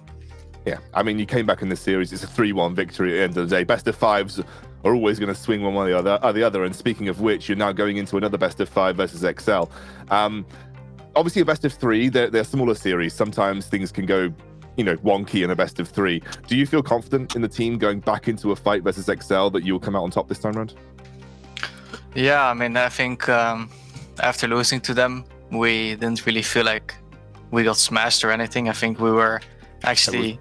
I mean, the first game we could have literally ended, but we were just choking a little bit. But now, whenever we can end the game, at least we are gonna end the game. That's what I took away from this game, because it felt horrible actually losing that game. But for sure, we can beat them, and I think we will beat them. We just have to play our game and play it better than them. Of course, and I think, this is what most people expected, seeing Fnatic and XL in the finals. People expected this to be the NLC finals. Both expected to be our European Masters contenders as well. Now that the European Masters is coming closer, obviously now that you're guaranteed a spot there, is your background team looking at other regions yet? Are they thinking about other teams or kind of like which regions you may be facing in the European Masters? Yeah, it's actually kind of surprising to me, because this is the first team where I have my teammates watching like ERL leagues all the time. Okay. So basically everyone is following every league, the Spanish league, the Prime League. I don't know, and I'm kind of getting into it too. So I think we have an idea who is strong, who is not. And obviously when we get there, we need to prep more specifically. But I think we have a good grasp of which regions are strong and which are not. So we just, I think we're ready to go. my one last question is going to be like a one-word answer, Febby. Which region do you think is the strongest in Europe? Out of all the ERLs, which region do you think is the strongest? I think it's between the Prime League and the French League. The LFL. Yeah, probably LFL. Yeah. Yeah, I think most people would agree with you. So I think that's a relatively solid answer. Look, Febivan, thanks for chatting to me, mate, and I'll see you tomorrow for the best of 5. Thank you so much. Good night. Good night, mate. Sorry, Febivan, but the reply right there should have been the NLC, obviously, because he's playing in it, obviously. Oh dear. Okay. Well, look. Before Trouble gets a bit more triggered at that answer, we're going to hand it over to our play of the day / game. So, one of my professors, please take it away. Game Gulborg. Hey, here we go. It's about that Fnatic, and it's just like, I mean, this has just been a storm. You can see where it is right now. Red team has slain the dragon. That's the Ocean Soul right there.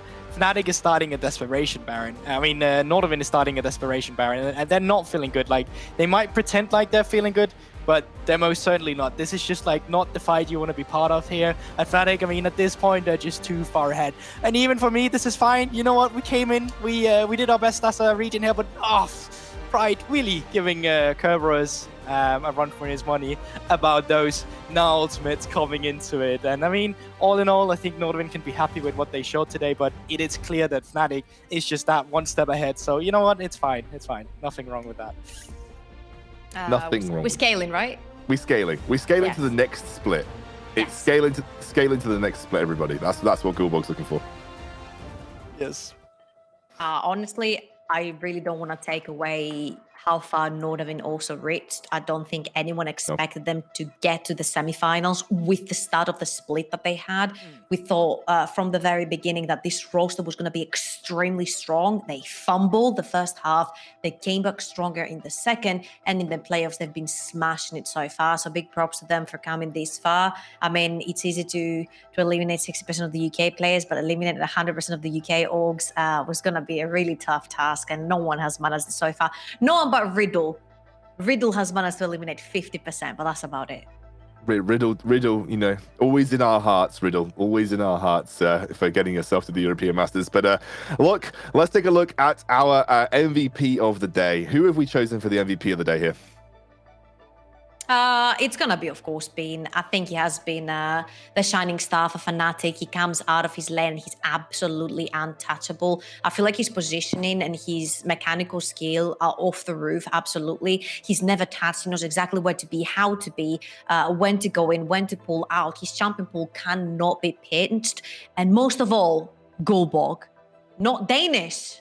That's a declaration of war right there. I'll have you know that. That's where you can see that I'm picking the MVPs and not Gulborg here. The fact that the MVP is not Danish. Because let me tell you what, if it was up to Gulborg, it was going to be Maxi. But Bean really, really deserved it today because that was a stellar performance.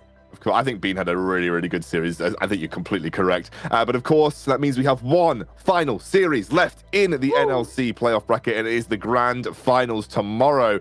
XL versus Fnatic. Surprise, bloody surprise. The two teams that most people expected to be here are going to be duking out in a best of 5 starting at the same time tomorrow. The winner will claim the title of the NLC and then will also claim that group stage spot for the European Masters, which will be beginning in April or thereabouts. Now, of course, we actually have more NLC action after this weekend. We aren't done.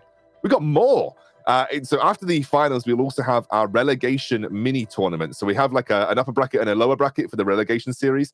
So throughout the course of the next week, I believe from Monday to Thursday, we'll be running all of the games for the relegation series from the Telia Masters victors going up against our bottom 2 teams, M&M and Dusty. And I believe Gulborg can correct me here, but we have Galaxy Racer and the other one, Gulborg. Who's the other one that made it?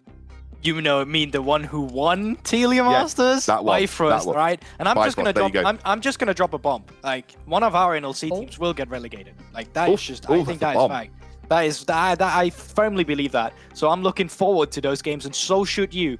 So obviously tune in between Monday and Thursday. yeah, I think again, next week's going to be fantastic, and we could be welcoming a new organization to the NLC. 6 days, guys. 6 days of NLC. I know. You've got today, tomorrow, Monday, Tuesday, Wednesday, Thursday, and then boom, we're straight into the European Masters. So you've got plenty of action through the ERLs all the way across these next few weeks. But of course, NLC finals tomorrow, best of 5 Fnatic and XL. Winner goes to the group stages. Loser will go to the play-ins. And then we have our relegation series all the way through next week as well, which will be fantastic.